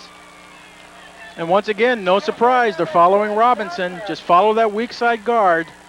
Again, looks like it's about a 3-yard gain, 4-yard gain. Let's see. Well, the scoreboard hasn't told us. It looks to me like it's maybe about a long 3, short 4. 9:29 in the third quarter. Yeah, this is a critical series of downs right now, Fritz. I mean, Los Al has to stop him. And boy, that sideline is really noisy for Los Al. They're cheering their guys on. They're going to give that one to Soto. Soto with some huge running room, gets the first down and then some, for he is ridden out of bounds. So that ground game just churning the yards up. Yeah, you watch Soto, number 26 here. I mean, he really does this on his own because he gets to the outside and he's just driving with the ball. Guys are hitting him, trying to stop him. Minter in there, overcomes Dolis. And really, what's tough on this kind of play is you're a defensive back. You're sitting there with this big running back coming at you. You've got your cleats planted, and the guy hits you, and you just slide. You skid. I mean, there's just no way to bring a big running back down. Well, and you'd skid, too, if you were trying to take on a 225-pounder. They're going to go right up the middle. And I'll tell you what, they are very much, the Lancers, enjoying the bruising running of Soto and Robinson. Robinson, the fullback, with the pickup there, and they are clicking the yards off. Yeah, and these two guys were, the guys that the coaches said, hey, these are the 2 running backs for Bishop Amat you have to respect. They're real running backs. They put most of the yardage, most of the points on the board for Bishop Amat, and they're showing us tonight. I mean, these guys are just horses, They just hit the line hard and just keep churning those feet. This is the soggiest portion of the field between the 50 and 40. And they are probably going to choose to go, as that should be enough for the first down, to the right side, because the left side is where most of the puddles are starting to collect. Yeah, right down the middle of the field. It's just ugly. But you expect that. I mean, any kind of field at this time of the year, the middle is going to be a bad area. One of the things we need to look for here, we were looking at the stats at halftime, and Amat averages about 2 fumbles per game and loses about 1.5 per game. So, Los Al's got to make a little luck for themselves right now. Well, turnovers always playing a role in big games, and add to it soggy conditions. Los Alamitos -1 on a turnover, which turned into 7 points. Okay, first down there for the Lancers, again by the barest of margins, but it is a first down. Well, and if you're Coach DiFiore, this is exactly the game plan you drew up. Keep the Los Alamitos offense off the field, but you said, or he said, you got to score on every carry or on every drive because you don't get the ball that much. They're going to give it to the first man through, Robinson, and what a pile that is. That's a 5-foot-high pile. Yeah, that's bodies everywhere. I'll just say half the Los Al team was in on that tackle. But a nice pickup, nevertheless. Yeah, and again, this is just, you just use the surge of the offensive linemen. If they can get 2-3 yards on the surge, and they do have the advantage because they know when the snap count's coming. And as soon as they get that surge, I mean, these big horses they've got running the ball, they get into a linebacker with no traction out there. It's tough to tackle these guys. The brain trust of the Lancers. Gotta feel happy. 7:15 left in the third quarter. Tie ball game. Lawhorn. Ball's on the ground. Los Alamitos has it. And then we called it, Fritz. We said we need to get a turnover for Los Al's favor. They averaged 2 a game, losing 1.5 a game, and that was a big hit there by Los Al. And you know what? That's the soggiest part of the field. Absolutely. Okay, there we see again Soto, the big horse, and that was number 88. James Dolis caused that fumble, and Chris Cherie jumping on it. Great job by the Griffins on that play. And now it's time to see if they can take advantage of this. Boy, how the tides have turned. Now Bishop Amat is in the same situation Los Al was just in. Well, and Los Alamitos takes over. This is by far the wettest part of the field. Mud is starting to show itself. If they go far left or far right, they get into some solid ground. Klein will be dropping back, though, right in the heart of it. They're going to give it to Bagley. Bagley goes gingerly right up the middle. That's Jamal Greer on the stop along with Lamar Robinson. And that's a good 3-4 yard gain. Yeah, this kind of weather with that position on the field, that's a good gain. They need another 5 yards to get out of the muck in the mud. Yeah, they're right on the A of Amat right now, which is at midfield. And, that combination of mud, chalk, grass, whatever else is out there. Well, the slip screen was productive last time. Get it to these receivers out on the far side where they've got a little drier ground. Klein, he's going to keep it, has his eye on the first down marker, gets there, and gets out of bounds. Jonathan Torres on the pursuit there, runs him out of bounds. Again, great play by Jeff Klein there. Watch the replay. I mean, this is a setup. He's looking for the receiver on the left side there, and he sees that the man is covered. He can't get to the field open enough. And then Jeff just takes off for the corner, uses his speed, and gets to the outside. You start to see why he was named one of the co-MVPs in the Sunset League this year. Well, here are his stats on the ground before tonight's game. 72 carries, 283 yards, 4-yard average, and 8 touchdowns to go with his 14 in the air. Very dangerous. He's going to keep it. May have picked up 2 before being pushed back. Yeah, that's Vincent Vasquez on that play. That's a nice read by the linebackers. And also on that play, Lamar Robinson. Yeah, nice read by the linebackers on that play.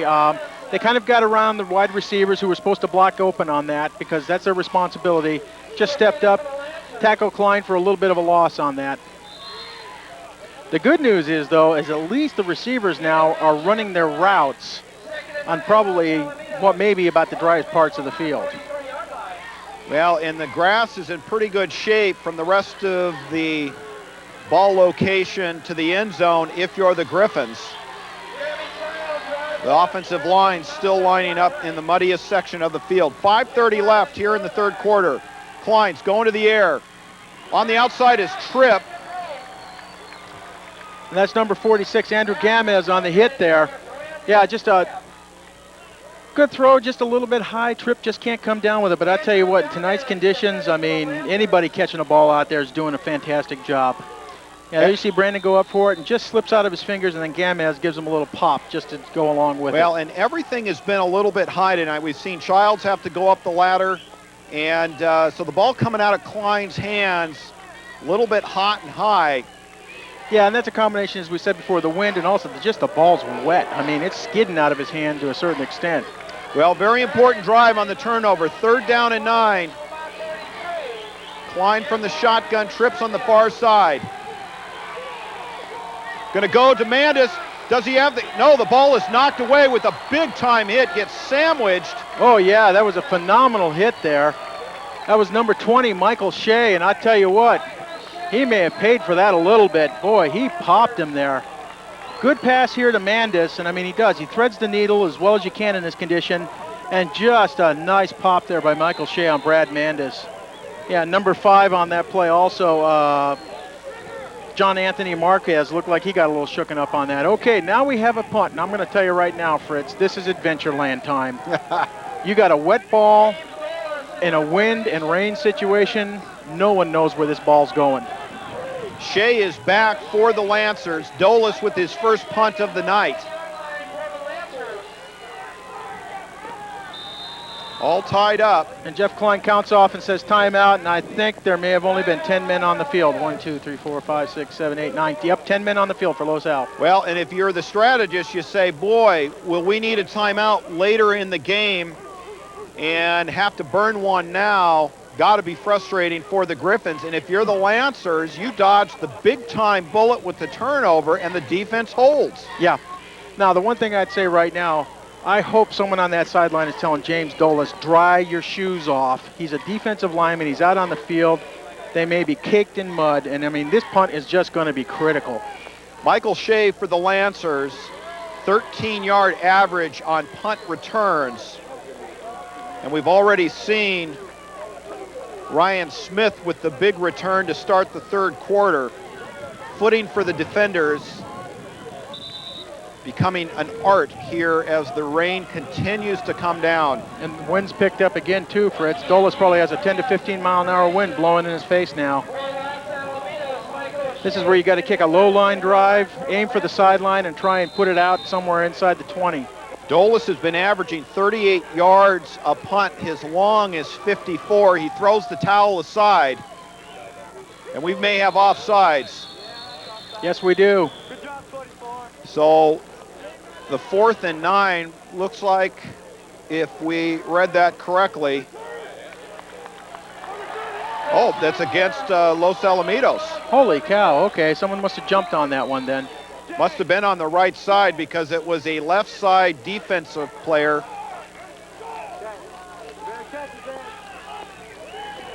And Los Alamitos was going to run off. Yeah, they're all confused right now. Almost like there was a timeout to be called, so they move it back.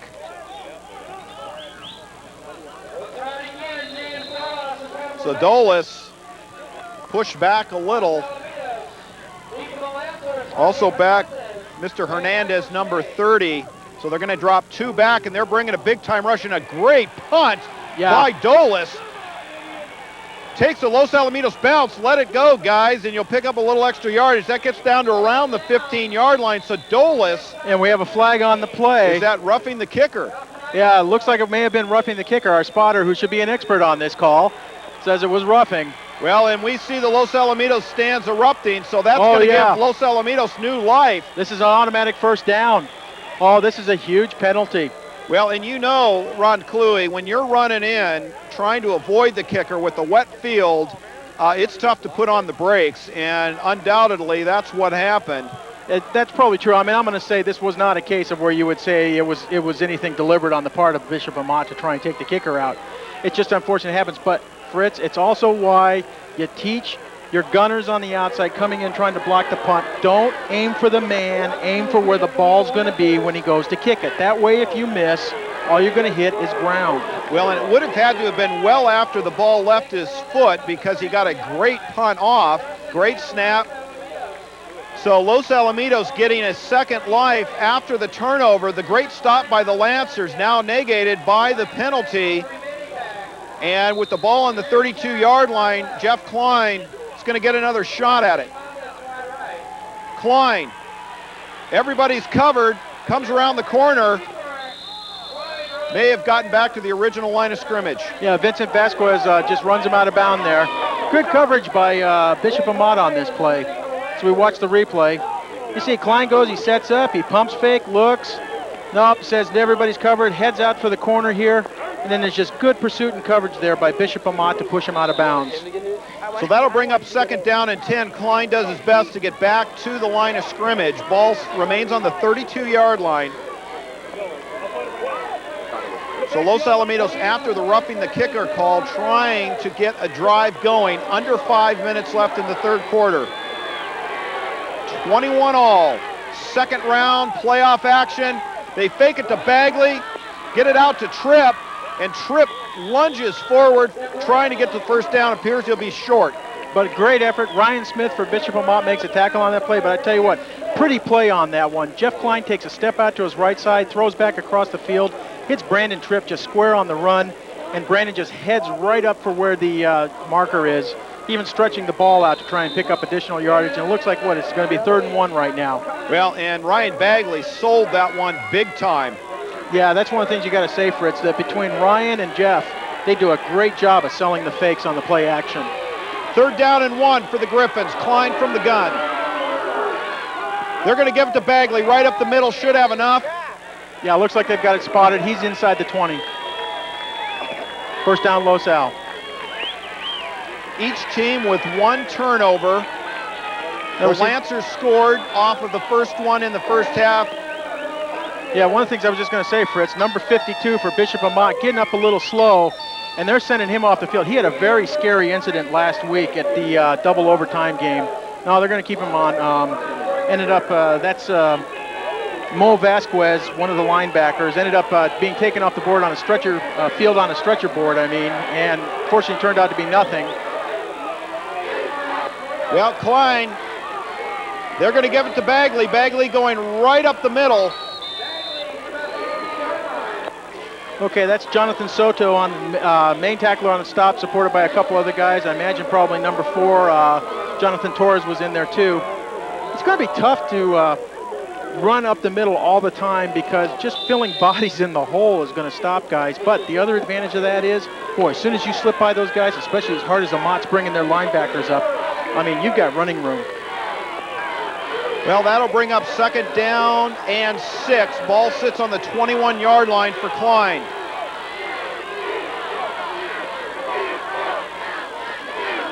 They're going to give it to Bagley again, runs right up the middle.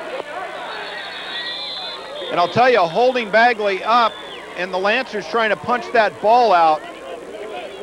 Yeah, they're trying to knock it down. Number 52 again. That's Mo Vasquez on the stop there. Good second effort by Ryan Bagley. They are definitely in the portion of the field where they've got the best traction. Even going up the middle, you've got pretty good grass. Is Coach Barnes there? And we've got 3rd and 4 on this play. Well, now they move it to 3rd and 3 on the scoreboard. Ball on the 14. Klein is going to keep it. Klein has enough for the first down as he is taken down on the outside. Yeah, Vincent Vasquez does a nice job. He was actually being blocked fairly well by one of the Los Al receivers. Slipped off of him and then did a nice tackle, but Jeff Klein gets the yardage to get the first down. There you see the fake handoff, Jeff cutting to the corner, and then Vasquez comes up. Does a nice job on that.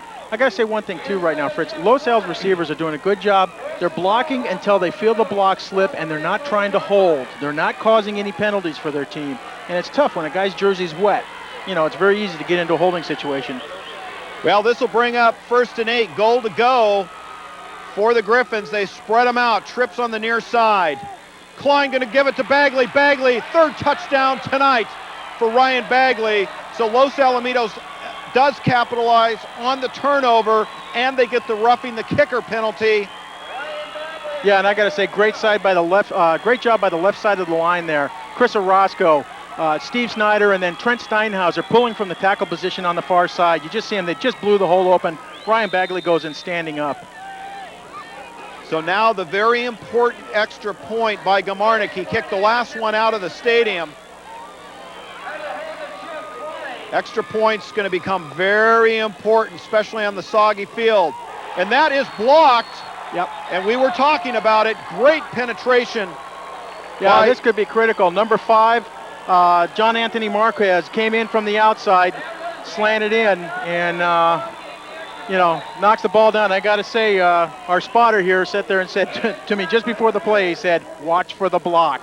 Well, and they bring them hard and fast from the corners. Yeah, and there you see, he does a great job. He goes to where the ball's going to be, not to where the man is. So Bishop Amat ends the turnover and the roughing the kicker call with a blocked extra point. 21-27, Griffins hanging on to a 6-point lead, and we'll see how big that extra point becomes. And for the Lancers, the offense gets to come back out, and a reminder to just hang on the ball as Soto laid it on the ground about midfield. Yeah, and this is going to be, again, critical. Los Al has to force another turnover here. I mean, this is the game, I'll tell you what, Fritz, you're not going to feel comfortable until you're up by 3 touchdowns, and that's maybe with 4 minutes left in the game. Well, and for Los Alamitos, we would expect that they will squib it again. 2:31 left in the third quarter. Okay, and Gamarnik finally figures out that he can put the ball where it's dry. CIF rules do allow you to place the ball anywhere you want on the field. Well, good for you, Kevin. And when you haven't played many games in the rain, I guess you wouldn't know that. Yeah. Back deep 4. So we see the ball squirt on the ground there. Hernandez finding some running room before he is taken down. Ryan Smith and Jorge Hernandez back. Looks like section. Looks like Sean Clark was in on that. Kevin Minter. I may have Rashid miscalled Prescott. that. Is that number 33 that got the? Yeah. Took that, Wagner. Well, it was either Wagner or Jorge Hernandez. Hernandez was back the last time. It's getting a little tough to see in the far side there. Yep. So with 2:25 left, the Lancers 6 points down, ball on the 30-yard line, and everybody shifts.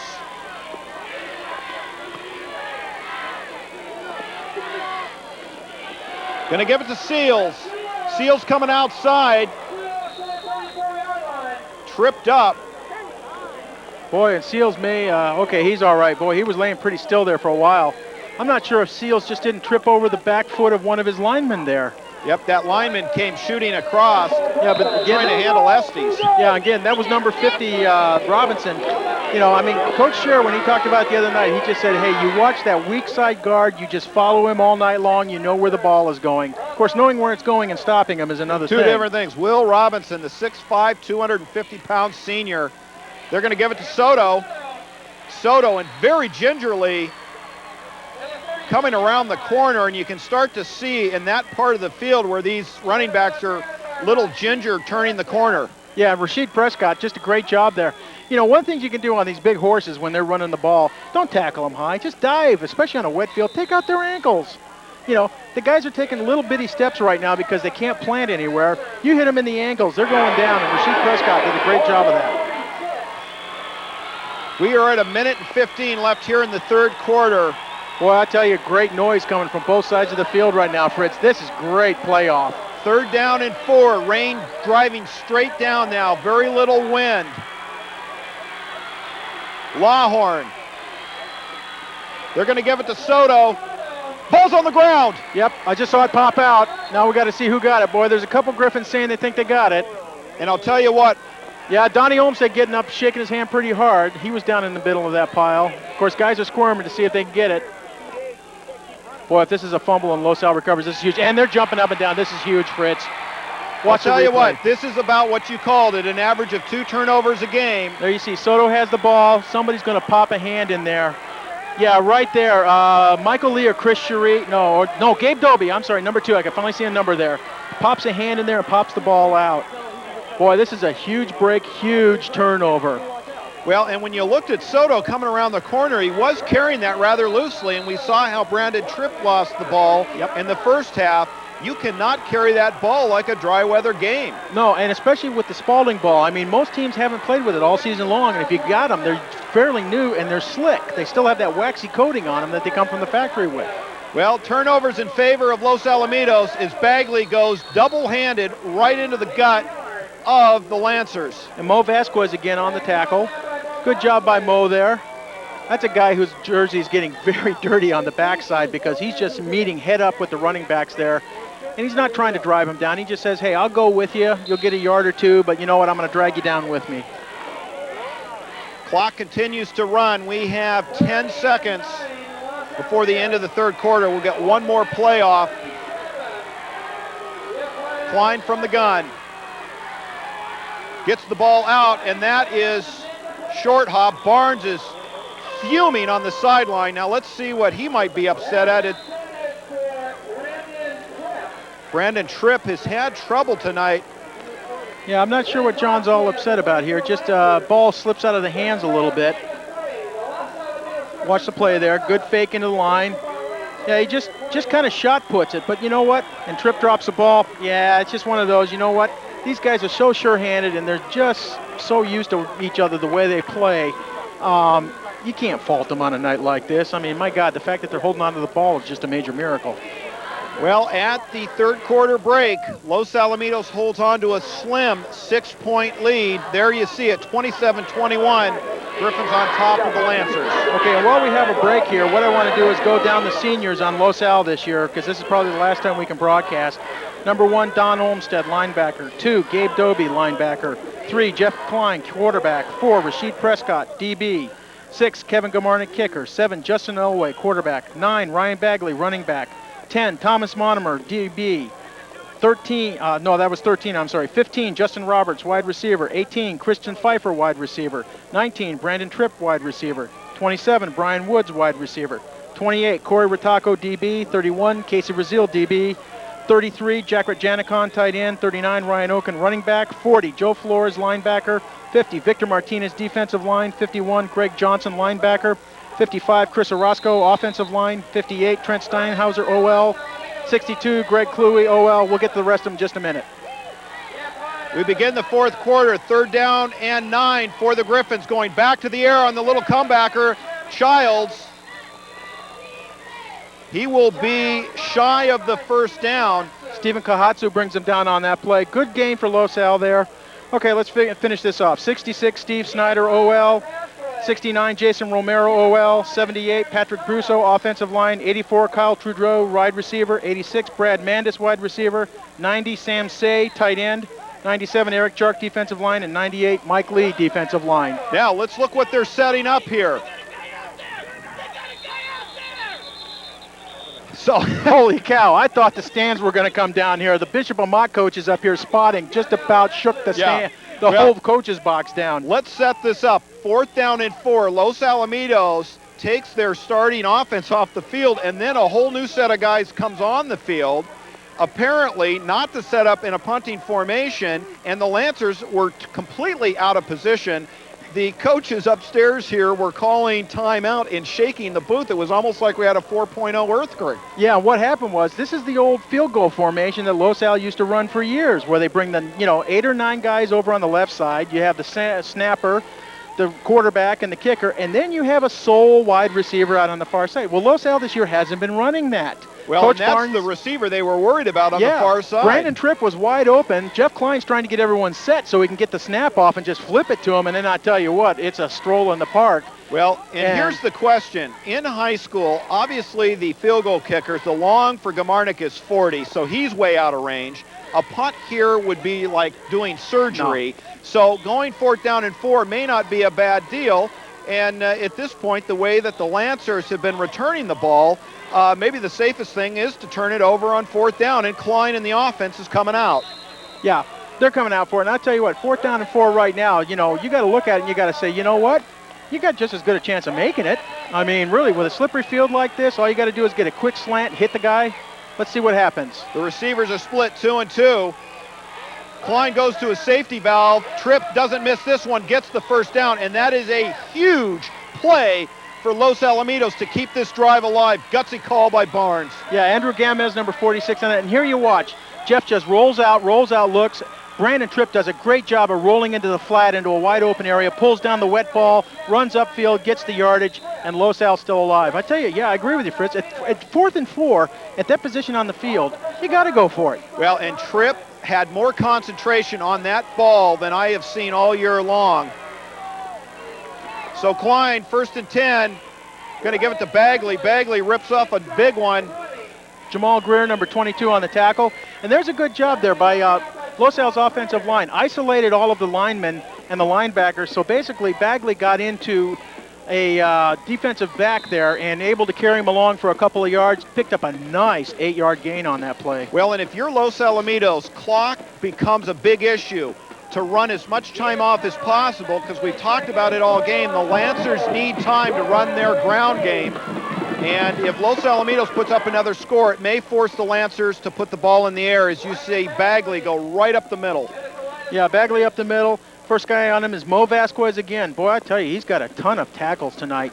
But, you know, again, that's setting up the play action. You notice, Klein does the handoff to Bagley. Bagley dives in the line. Everyone is on top of Bagley there. Klein could have gone for the touchdown on that play. Well, and let's see what he goes with here. With 3rd down and 3, ball on the 18. This is 2-down territory. And all night long, they've been using Bagley as the decoy for Klein. They give it to him, and boy, looks like he has enough for the first down, but they release the ball. Klein lets go of it at the very last minute. Yeah, Michael Shea there on that tackle, and Brian Bagley gets the first down. And really, again, that's the thing with an option play. Quarterback and the running back, it's almost like, you know, it's mind reading. You know, you have a feel for it that you've done it so many times, and that running back can tell how the quarterback's putting the ball into him, how much pressure he's applying, whether he wants him to grab it and take it or whether he wants to pull it back. Well, and then add to it a driving rainstorm, and it adds to a very complicated transition. Whoop, that time it didn't work too well. And Klein lucky just to come back down with that one on 1st and 10. Yeah, Kyle Webb there, number 66, got penetration on it.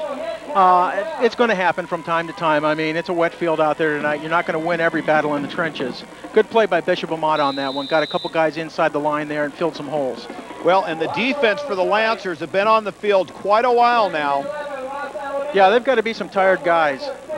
You know, everybody's muddy that's out there on the field right now, so it's not a question of who's, you know, the more tired. It's just, I think everyone's getting a little worn out, a little achy right now. That's 2nd down and 11, so Los Al loses 1. Ball on the 15-yard line, and they're going to call timeout. Okay, again, this is a situation. Los Al must have looked at the field. Jeff Klein looking at it, checking off, seeing what his options are, looks at it and says, nah, this play isn't going to work, and I don't know what play to call at this point. Smart move by Jeff. Just call timeout and just go over to the coaches, say, hey, all right, let's get the brain trust up in the, you know, up in the scissor lift over there. Get back to us. You know, let us know what's the right play to call in this situation for that defense. Well, and that's the 2nd timeout here in the 2nd half. So Los Alamitos wanting to put points on the board. The Lancers, and that offense needs to start strategizing with 8:54 left in this game.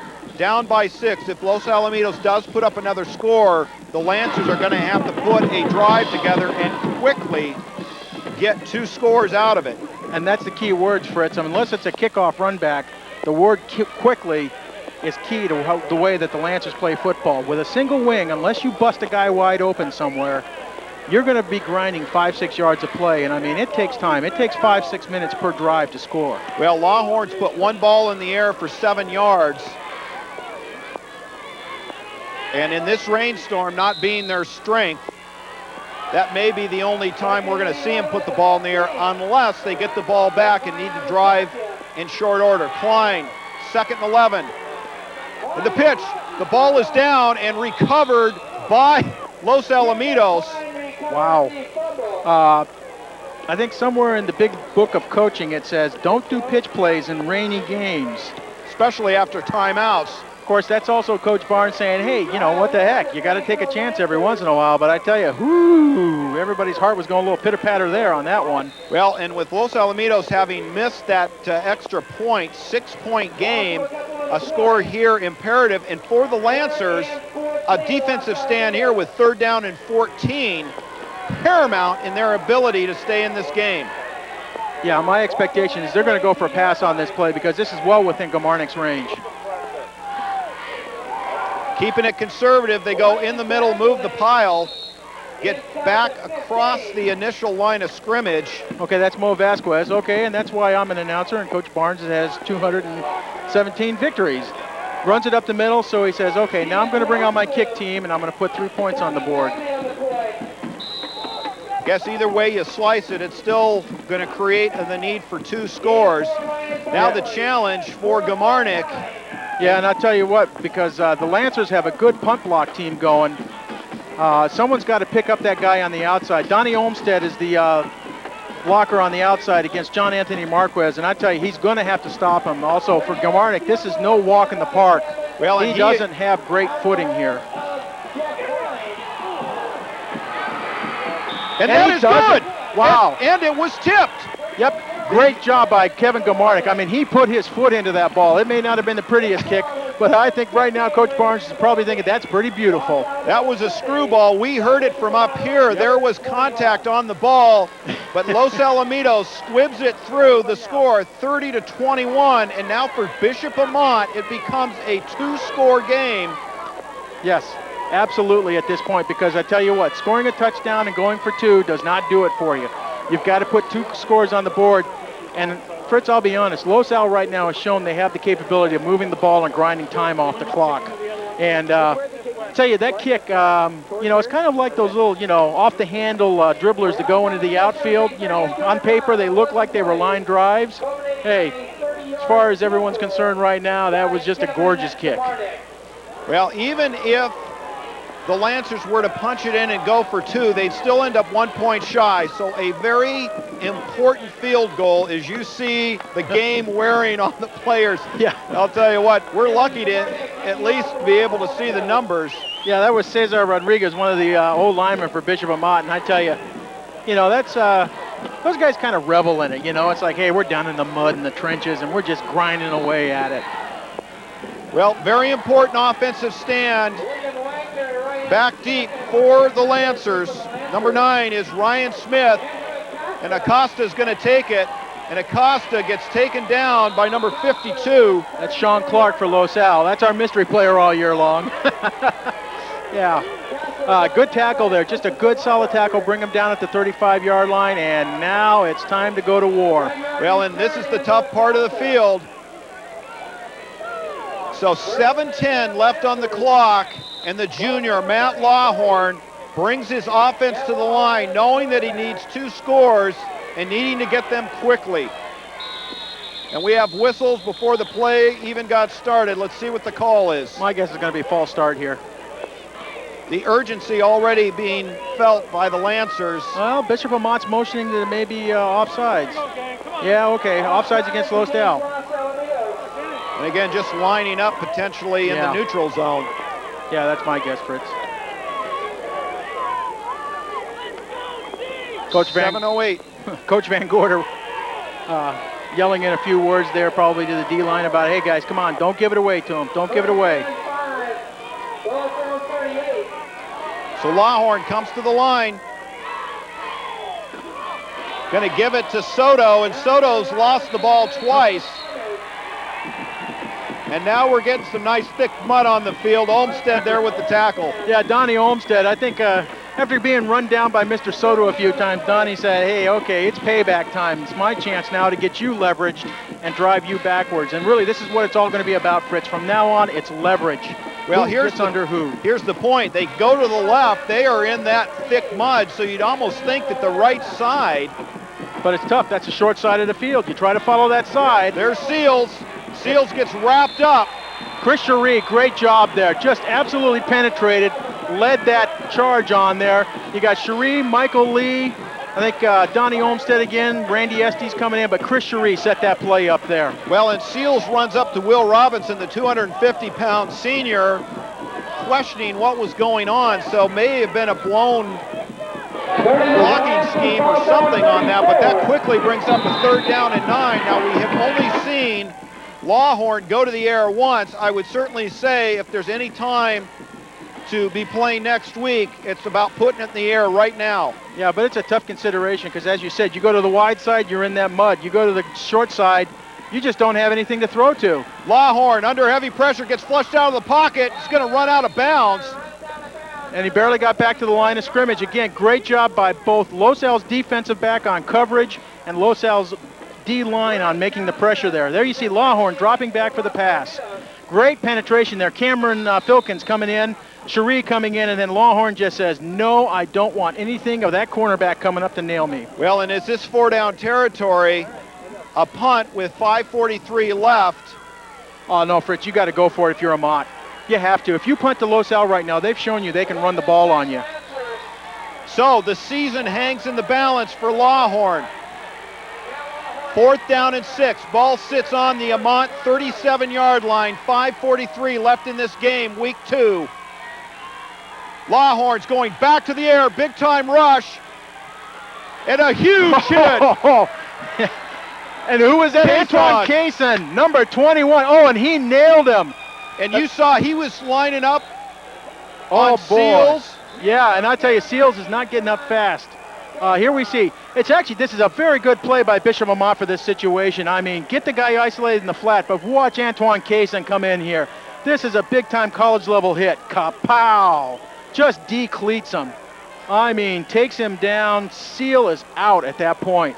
Well, and when you say out, he is down and out right now. They've even got the... He's moving his legs. I'm hoping he's okay. I mean, you just want to hope this is one of those, he got the wind knocked out of him, he'll get up, because you'd never want to see a young man hurt out here. Well, Doc Johnson, the physician for Los Alamitos, right out there on the scene.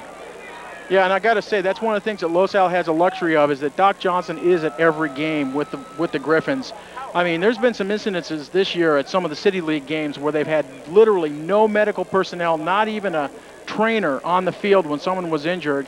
Well, that can be critical at this time. And Ron, I see his head is up, so he may have just taken a shot to the gut. We do have fire department and paramedics on scene taking the game in.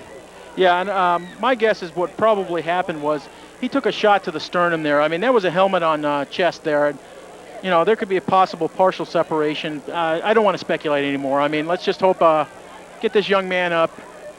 And I've got to say, excellent play by the Griffins there. They're just playing hard defense at this point. And let's hope that we see Seals getting up here, he's walking off the field. He's moving his head. Here comes someone out onto the field. Could be Mrs. Seals. Yeah, this could be parents right now. I mean, you don't like to see a young man. Okay, now it looks like they're trying to lift him up. Good, he's getting up, all right. Yeah, it looks like he's going to be okay. I think he probably just got a pretty good shot there. Got the wind knocked out of him. Well, and both teams leaving it on the field. Yeah, this is one thing I've got to say, Fritz. Bishop Amat, quality program. I mean, their kids just play hard the whole way. And, you know, Los Al, the same thing. I mean, both these teams are just going to go at it 100% the whole game, and you're going to have some hard hits. All right, big hand. Big hand for Seals. He has played a tough game. Chris Seals, 6 foot, 185-pound senior, going to be a D1 high-interest player. Entered tonight's game, 251 carries, 1,526 yards, a 6-yard average, leading Bishop Amat with 14 touchdowns, caught 11 passes for 158 yards, and he's going to remember this one for the hit that he took. But yeah, great young man, comes off the field. Yeah, he's not even responding to his teammates right now. My guess is he's out for the game. He just took a phenomenal hit there. I mean, I'm glad to see he's okay. Well, yeah, he keeps motioning to his chest. I think he took a pretty good shot to the sternum there. Well, now for Los Alamitos, it's all about covering up, running time off the clock. They're going to need a first down or two to keep things going, but they do get the ball on the short side of the field. The score 30-21. Yeah, I know what Coach Barnes would prefer here. Hey, let's put 6 on the board. Let's get this game out of range with 2 touchdown lead. Well, and if you're the Lancers, you're going to swat at everything. This is all about getting a turnover to stay alive. Klein conservatively gives it to Bagley. Bagley spins off of the pile. And that's Lamar Robinson in on the tackle there for Bishop Amat. Yeah, it's just grind a couple yards up. Kind of looks like what we saw last series. Keep the clock driving.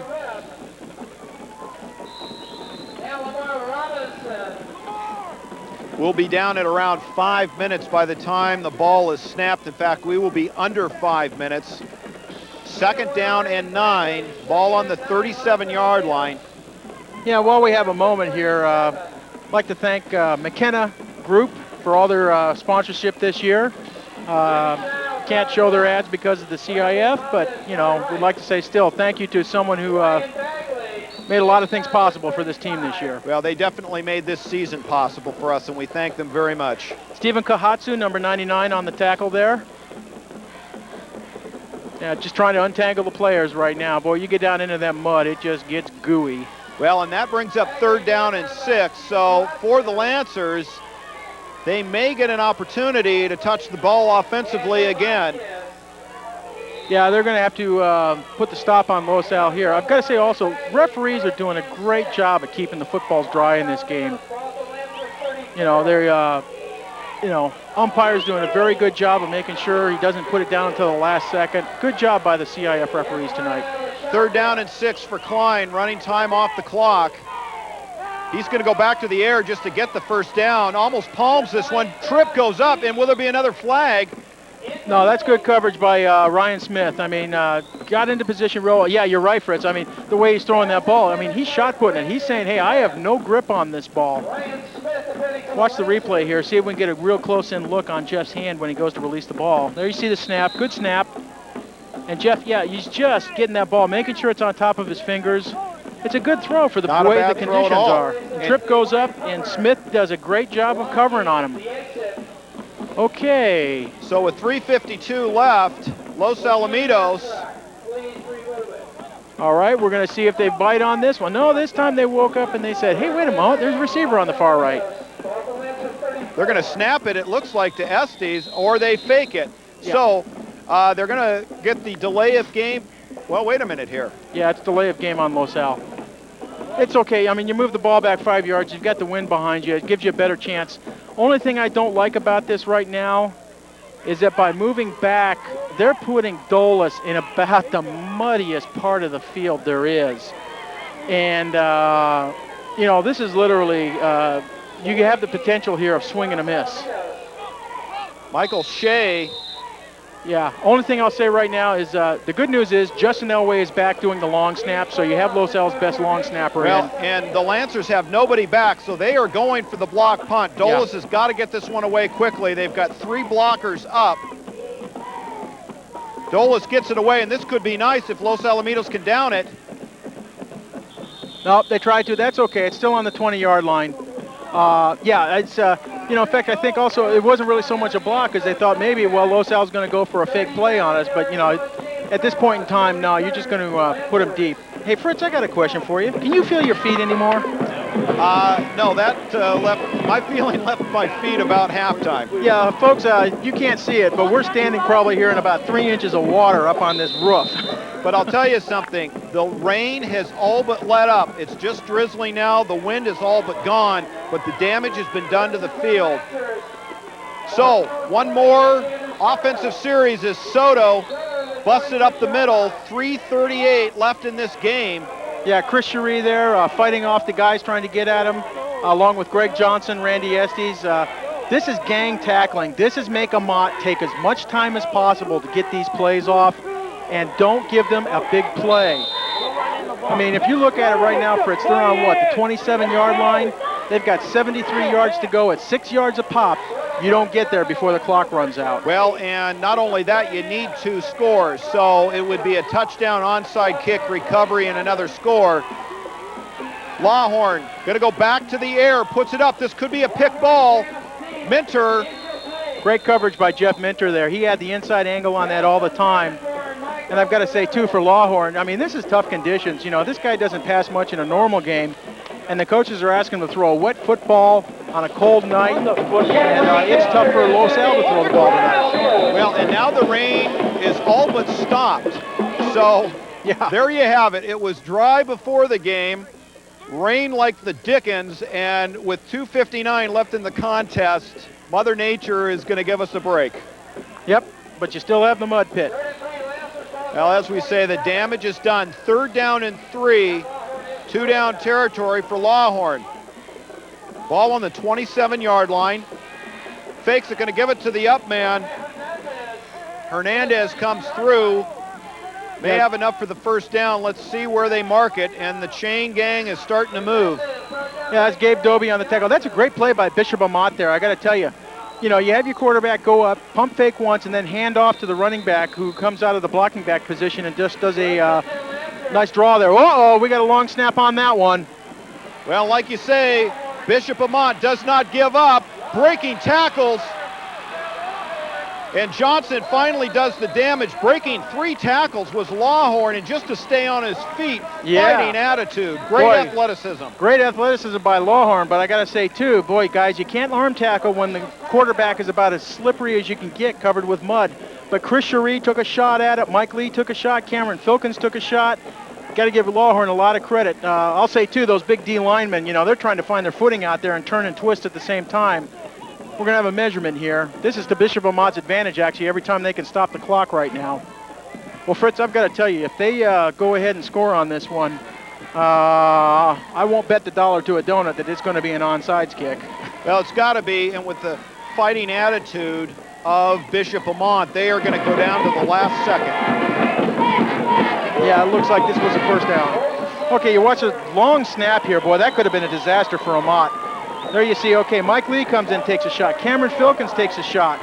Chris Cherie putting pressure, Gabe Dobie chase, and then Greg Johnson comes up, does a nice hit. Well, that's a first down and 10. Ball on the 43-yard line. Lamar going to the air. That is complete.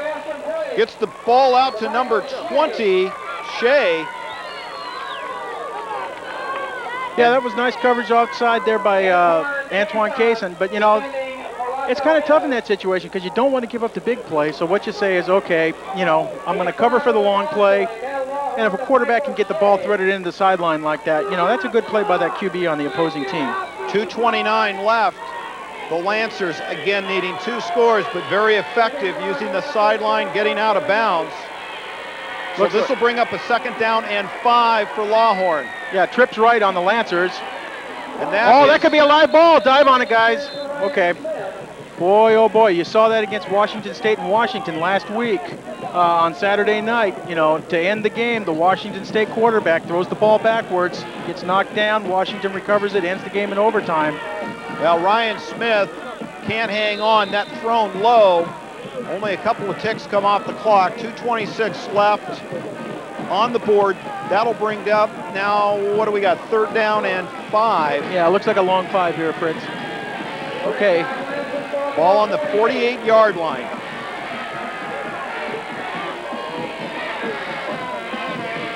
Going to a LaSalle style formation. Lawhorn breaks out. Flores comes in with the tackle, but not before Lawhorn picks up the first down. Yeah, good play by Lawhorn there to see, his receivers were covered. LaSalle's DBs do a great job of coverage on that play. But Lawhorn sees he has a lane open in the middle, and there's really not much you can do on that play because your linebackers are going back into coverage. So he drops the ball down, runs upfield, and makes the first down. Well, 2:17 on the clock, and the Lancers using the clock to their favor. Lawhorn goes across the middle. That is complete. Breaking tackles. And that should be another first down, which will stop the clock. We are at 2:03. Yeah, that's Michael Shea on that, I think, was that reception. Yep. Watch a replay here on the snap. Just releases a guy into the short zone area right where the linebacker was and goes up, makes good yardage on that. Nice play by Bishop Amat. Well, and for Los Alamitos, it's all about just keeping the ball in front. Lawhorn chased out of bounds. That's Tripp, and that is incomplete. Yeah. 1:54 left on the clock. Eric Eichhorst on that for the intended receiver, but Brandon Tripp just does a great job of putting his hand around and knocking the ball down. But I got to tell you right now, Amat's not grinding much time off the clock. And you know what? You got some tired Griffins out there on that defensive line. A couple guys are starting to bend over a little bit, and this is really where they have to just keep the pressure going. I mean, you can see from the way the snaps are going right now on the shotgun that Amat's center is not used to doing that kind of snap, so he has to have pressure placed on him all the time. Well, and the Lancers are now into the best part of the field. They've gotten out of the mud, so Lawhorn's getting better traction. That ball's up for grabs, and that's picked off. Los Alamitos. Yep. Should be the end of the game with 1:48 left, and for Lawhorn, went to the well too many times. Yeah, I mean, he just threw a duck up there. I mean, I'm sorry to say it, but Lawhorn just lobbed the ball up in the air. And you leave a ball up in the air that long with the kind of defensive backs that Los Al has back there and linebackers, I mean, it's just guaranteed to be almost an interception. In fact, you watch the ball, it just floats, floats, floats. And I think this is Greg Johnson dropping back. Yes, he did. Great job by Greg Johnson on that play. An even better job making sure he covered up and didn't fumble the ball. Well, with 1:48 left on the clock, Los Alamitos undoubtedly to keep it on the ground, pick up hopefully one first down so they do not have to give it back to the Lancers. Now, we don't have the timeouts remaining for the Lancers, but I'd say they at least may have one left as a huge pickup there by Doby. They call a timeout there. I think you've burned one timeout on the fake PAT attempt, or the fake field goal attempt. They just burned one now, so I think they have one left. That was Jonathan Soto on the tackle there. Okay, so this is time now where I'm sure that Coach DiFiore is going out and telling the boys, listen, guys, you have got to force a turnover here. I mean, you have poise, you have prize, you've been here before. Poise and pride, make it happen. This is your opportunity. Well, and if you go back to last week when the Lancers went into double overtime, in fact, I asked Coach DiFiore about it, and he just kind of rolled his eyes. What a game. Those guys, the Lancers, hang into the late minutes and seconds of this game, and you can bet they are not giving up on this one with 1:43 left. Well, it's like you said, Fritz, with 100 points scored in the fourth quarter, I mean, that tells you that's a tough team you're playing, bunch of tough guys. Assuming Los Al's able to burn off the next 143, I'm sure Coach Barnes is going to say, you know what, this was a tough bunch of guys we played, and we're happy just to walk out of here with what we got. Well, this will bring up 2nd down and 6 for Klein. Ball on the 19. They're going to give it to Bagley, who's been sure-handed tonight, runs into a pack. Okay, that's Vincent Vasquez on the stop. And the last timeout for the Lancers. So again, clock management going to the favor of the Lancers as they may have a shot. 3rd down and 2, of course, for Los Alamitos. Yeah, this is huge right here because Los Al makes a first down on this, then it's just take a knee time for 3 plays and run the clock out. Well, and if you're the Lancers, it's all about trying to punch the ball out because if there's a turnover this deep, Lancers can go quickly in and score and then go for the onside. Yeah, and I would expect thoroughly to see that happen because the thing is then, the wind is abated now. The flags are laying still. If you could recover an onside, manage to get somewhere down around the 25-yard line, that's a 42-yard field goal. You've got to bring your guy in and let him go for it. But right now for Los Al, this is the most critical play of the game for him right now. They pick up 2 yards for a first down.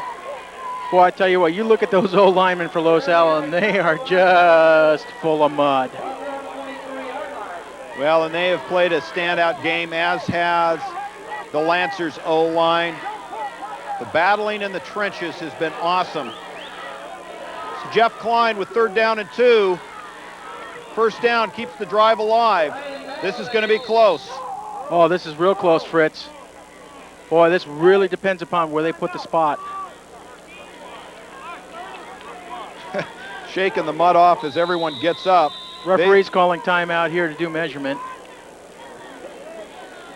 Again, Lancers get a break from just the way the clock's being stopped here with all the timeouts. Well, they've put together a fabulous drive.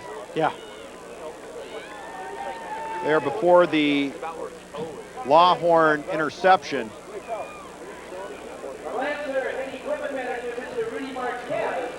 Very important measurement here.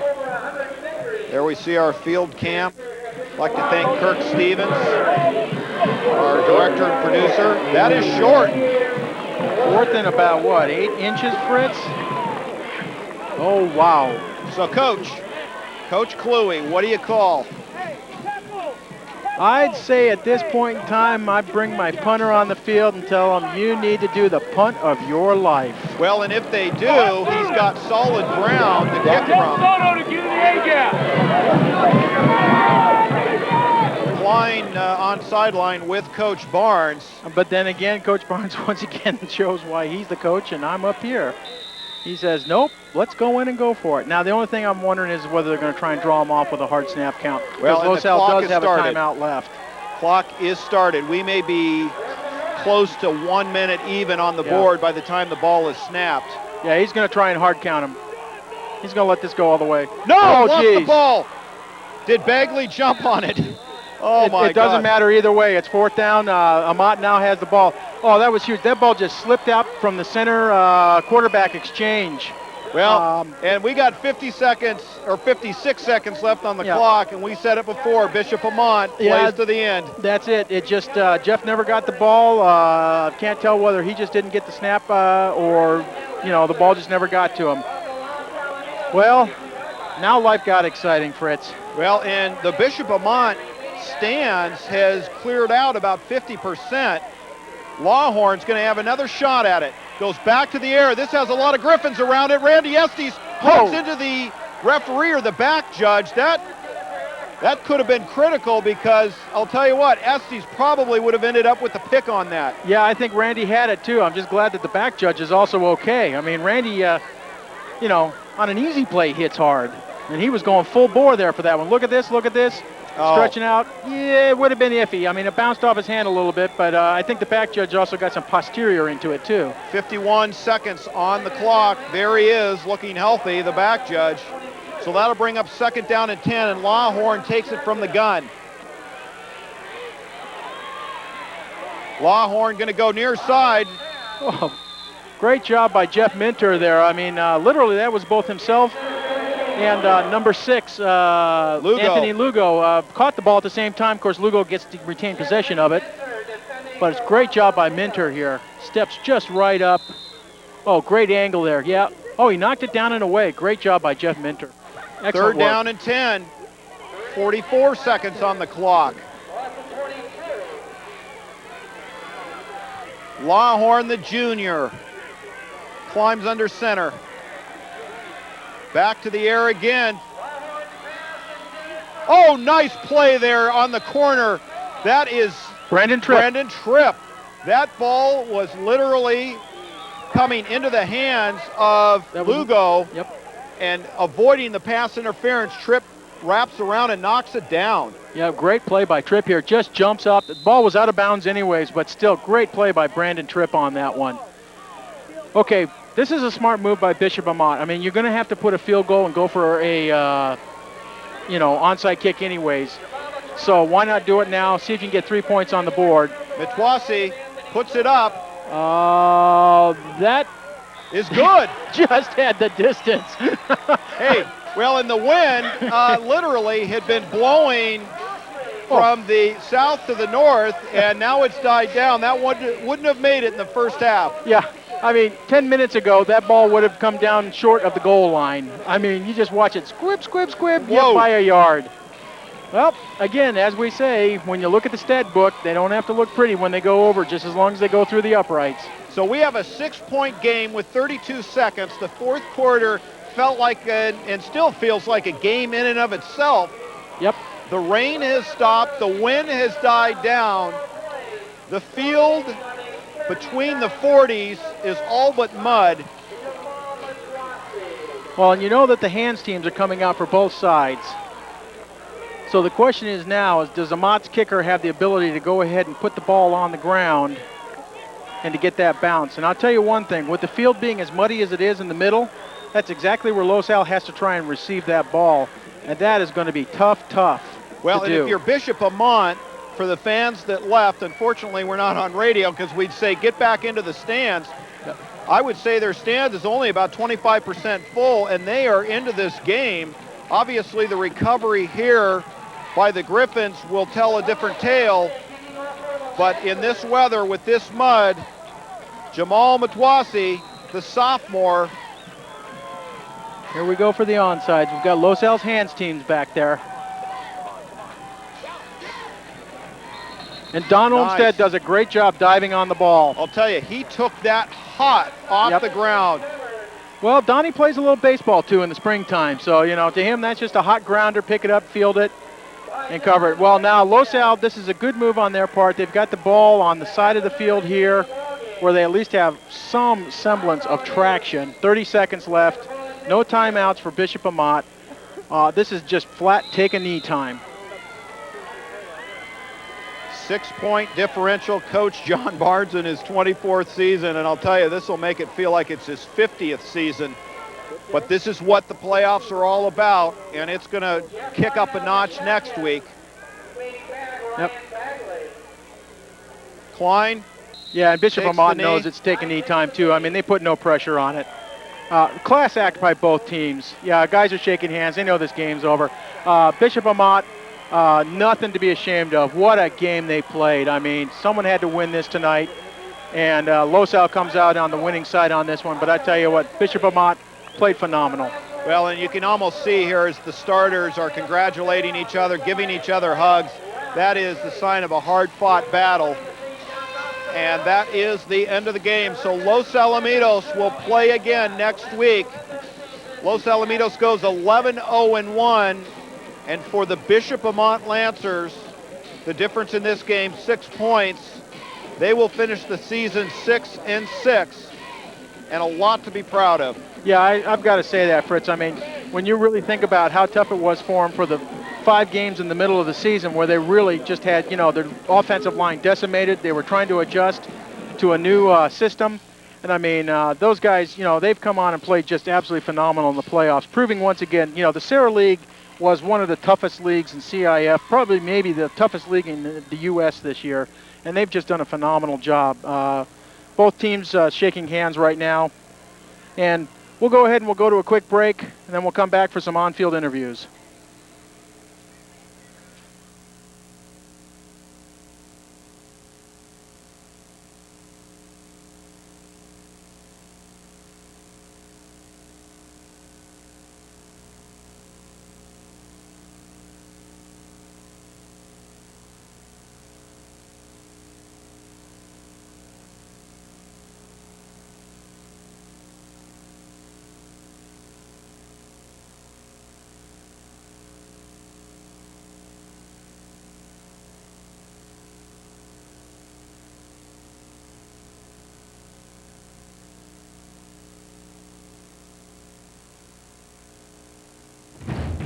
This edition of the CIF Division I football playoff game is the sole property of the CIF Southern Section and cannot be reproduced or retransmitted without the express written consent of the CIF Southern Section.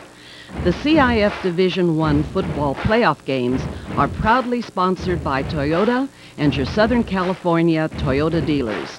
CIF and Toyota supporting tomorrow's stars today. LATV3's coverage is brought to you locally by the family and friends of the Los Alamitos Griffin Football Booster Club. Winston, just one more inning, Grandma. Ever notice how many things today kids can do without actually moving? A whole lot of things their parents used to do the hard way. So many kids' activities today seem to leave out the activity part, which makes exercise even more important for children. In fact, new research tells us the best time to enhance bone development is during childhood and adolescence. And just getting children to walk an extra 35 minutes a day could spare them the pain of thinning bones later in life. Healthy bones come from healthy habits. Encourage your kids to get up, get out, and get moving. Hello. Hey, Grandma, how about another grape soda? For more advice on how kids can build strong bones, visit AAOS.org, a public service message from the American Academy of Orthopedic Surgeons. Hey, guys, check this out. They want me to register with the Selective Service. Hey, man, you 18. You got to register. It's the law. Big deal. What are they going to do if I don't register? One thing for sure, you'll never get a government job. Or federal loans for college. And you'll never pass a background check. Because not signing up is a felony, man. Still think it's cool? And now you can register with Selective Service online at www.sss.gov. That is cool.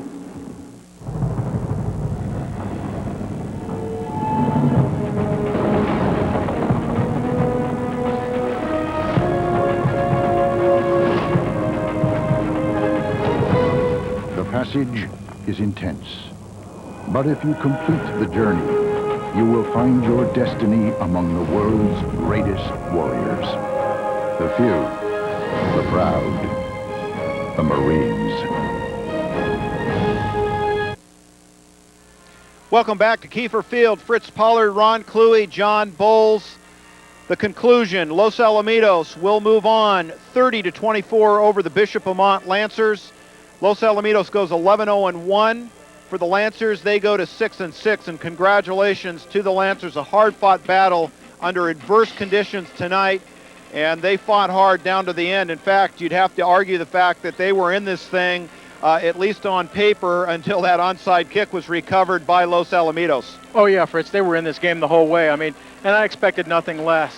You know, Bishop Amat right now finishing up with their after-game alma mater and pride drill that they do.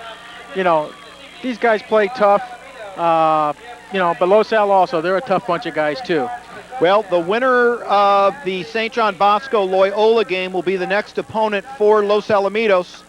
And at the halftime break, Loyola was on top of St. John Bosco, and Bosco won the Serra League, so it'll be interesting to see how that ends up. Let's go downstairs for player interviews. John Bowles on the field. Thanks, guys. We're down here on the field after the game. Griffins with a 30-24 victory, and defense really was the name of the game in the second half. Donnie Olmstead, they came back and tied you guys in the second quarter, 14-14.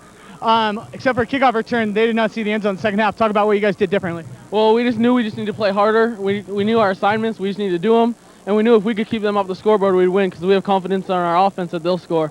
So we just did our job and we ended out on top. It feels great. Congratulations. Good luck next week, and then Thanks going to a lot. Anaheim. Gabe Dovey, this has been a special week at Los Alamitos. It always is, because it's one thing to make the playoffs and another thing to go spend 1 or 2 rounds, but it's another thing to go to Anaheim and be a semifinalist, right?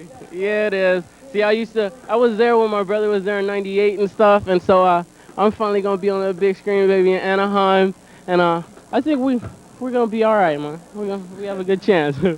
Talk about what did they do anything differently there in the second quarter that got them back in the ball game and that you guys had to adjust at halftime? Well, we just had to go pump ourselves up some more because, you know, as the game goes on, you know, your momentum starts going down. So you just had to build yourself back up and push on, just push hard. We know we were better than that. Yesterday was a special day at practice with a lot of alumni coming back, guys that have been here in the program. The coaches had some words for you guys, but then you had some words for your teammates afterwards. What can you tell the folks at home about what you had to tell the guys tonight about tonight's game? I just told them that we weren't ready to in this season. I mean, we're seniors and we got to push on. We got to go harder. There's no limit to how far we can go if we put our mind to it. My mom always told me, if you put your mind to it, you can do anything. God says you can do all things through Christ that strengthens you. So I believed, and I got the guys to believe, and we did it. All right, congratulations, buddy. We'll see you next week at the Big A. Thank you. All right, guys, back upstairs. We'll see if we can't grab Coach Barnes and Ryan Bagley for a quick minute. Well, thank you very much, John Bowles, and thank you to Gabe Doby and Olmstead. They were key players in that defensive stand, and when you look at it, so often the Los Alamitos offense gets all the kudos, they get all the attention. But I'll tell you what, this year, with some of the offenses that the Griffins have come up against, it truly has been the defense that has gotten some of the spotlight. Yeah, that's one of the things I'd also have to say, too, is that, you know, offenses, they put the points on the board, but it's defenses that win the games, Fritz. You know, that's always been an adage that's been true. If you can't stop the opposing team and you can't get them in a position where you control them, you know, you're not going to win a game. One thing I'd like to say, we're not sure whether we're going to get any chance to broadcast from Edison Field or not because we don't know if we can pick up a feed. I'd like to thank all the seniors on the team this year. A lot of guys got a lot of recognition. A lot of guys also just came out every week and put in hard work. All the rest of the guys on the team that are out there every week, you know, helping make that varsity squad better, that scout team. Those guys come out there, they get their brains beat out by those starters, and they come out every week and they push hard. One of the reasons why this Los Al team is so good this year is because of all those guys on the scout team that are pushing hard and making the front line and the front starters work to keep their positions. Well, and let's add to that, Kirk Stevens, producer-director of LATV, has a full slate when it comes to football season, having to deal with the ADs of the different schools and getting the approvals and getting the crew out here. And tonight, kudos to you, Kirk. Under adverse situations, we had rain coming down on equipment, and everything stayed on. Nobody got shocked, and we got this one in the can. So let's go down to John Bowles for our post-game thoughts. Take it away, John. Guys, down on the field, player of the game, Ryan Bagley, 3 touchdowns. Bags, you've just been the man the last second half of the season. I mean, every run's a big 10 yards or more type of a run. Just talk about how you've gotten stronger the whole second half. I don't know. I've just been trying my hardest. Like at the beginning of the year, I was kind of timid. I didn't want to fumble. I was worried about my knee because I had an injury last year. And then after the Carson game, I was just like, if I get hurt, I get hurt. It doesn't matter. If I might as well get hurt doing what I love, you know. So I mean, I've just been playing my hardest. Thoughts about getting to go to the semifinals next week? And That's just gonna be fun. I don't know. I've never played. Obviously, I've never played at Edison International. That's gonna be fun, but just gotta go one game at a time. Have fun, play hard. All right. Well, congratulations on a great game tonight, Ryan. Beginning of the year is back to air lost cell is what we were hearing from you, and thank gosh we got a running back like Ryan Bagley around to carry the ball in a game like tonight. Tonight it was great, and our old line played great. They were blocking them great. I honestly thought we threw the ball pretty well. We made a lot of big plays for the conditions. For the conditions, our offense was unbelievable, I thought. To play what we do, 4 wide outs, and be doing stuff, conditions were great. I mean, the conditions were bad, and our kids were great, and Bags was unbelievable. Last week, you had a big win over Milliken, put the game away early, got a lot of kids into the game. But you and I both know to be a championship team, you need one of these games where it's a gut check, and you have to test your kids. How confident does that make you feel going into next week, knowing that these kids have been tested on the road in difficult circumstances like they were tonight? Well, we were tested against Hart. We were tested against Bosco. We were tested at La Habra on the road. We were tested at Carson on the road. We were tested at Esperanza on the road. We played some great, and then tonight. So I think we've kind of built to this. I think tonight was maybe a culmination of playing that tough schedule early, too. And when they got that kickoff to just change the whole game at the start of the half, you know, our kids didn't panic. We came back, made a drive, scored, you know, kind of got things going again. So, and then we played great defense in the second half. So I think we're battle tested, and, you know, we've done great things all year. It's been a lot of fun. All right, congratulations, John. Thank you, John. We'll see you next week. We will see you next week. Back to you guys upstairs. 30-24, Griffins victory. On to the semifinals next week. Well, thank you very much, John Bowles, and thank you, as always, Coach John Barnes. What a difference from halftime, where he was so focused and intense, to a very exhausted and spent Coach Barnes. Yeah, we'll see you next week as he's walking away. 2 weeks of football to be played for the championship, but it's 1 week at a time for Coach Barnes. Yeah, it is. I mean, that's one thing he stresses to the players. You know, you've got to play the game each week. You can't look ahead. One thing we just heard was Mater Dei won 30-12 against Esperanza. I'm assuming Poly won. I mean, being up 28-3. Yeah, and then the other thing is, my assumption is also is that Loyola has won 17-0 at halftime. That they will win. They don't lose when they have that kind of lead. Once again, it's the old familiars in the semifinals. Yep. Mater Dei, Loyola, Los Al's, Poly. Same guys every year. Well, ladies and gentlemen, that's going to wrap up week 2 of the high school football playoff Division I football contest. You see the score here. Los Alamitos 30, the Lancers of Bishop Amat 24. I'm Fritz Pollard for Ron Cluey and John Bowles. Thank you for watching LATV's presentation of high school football, and good night from Kiefer Field.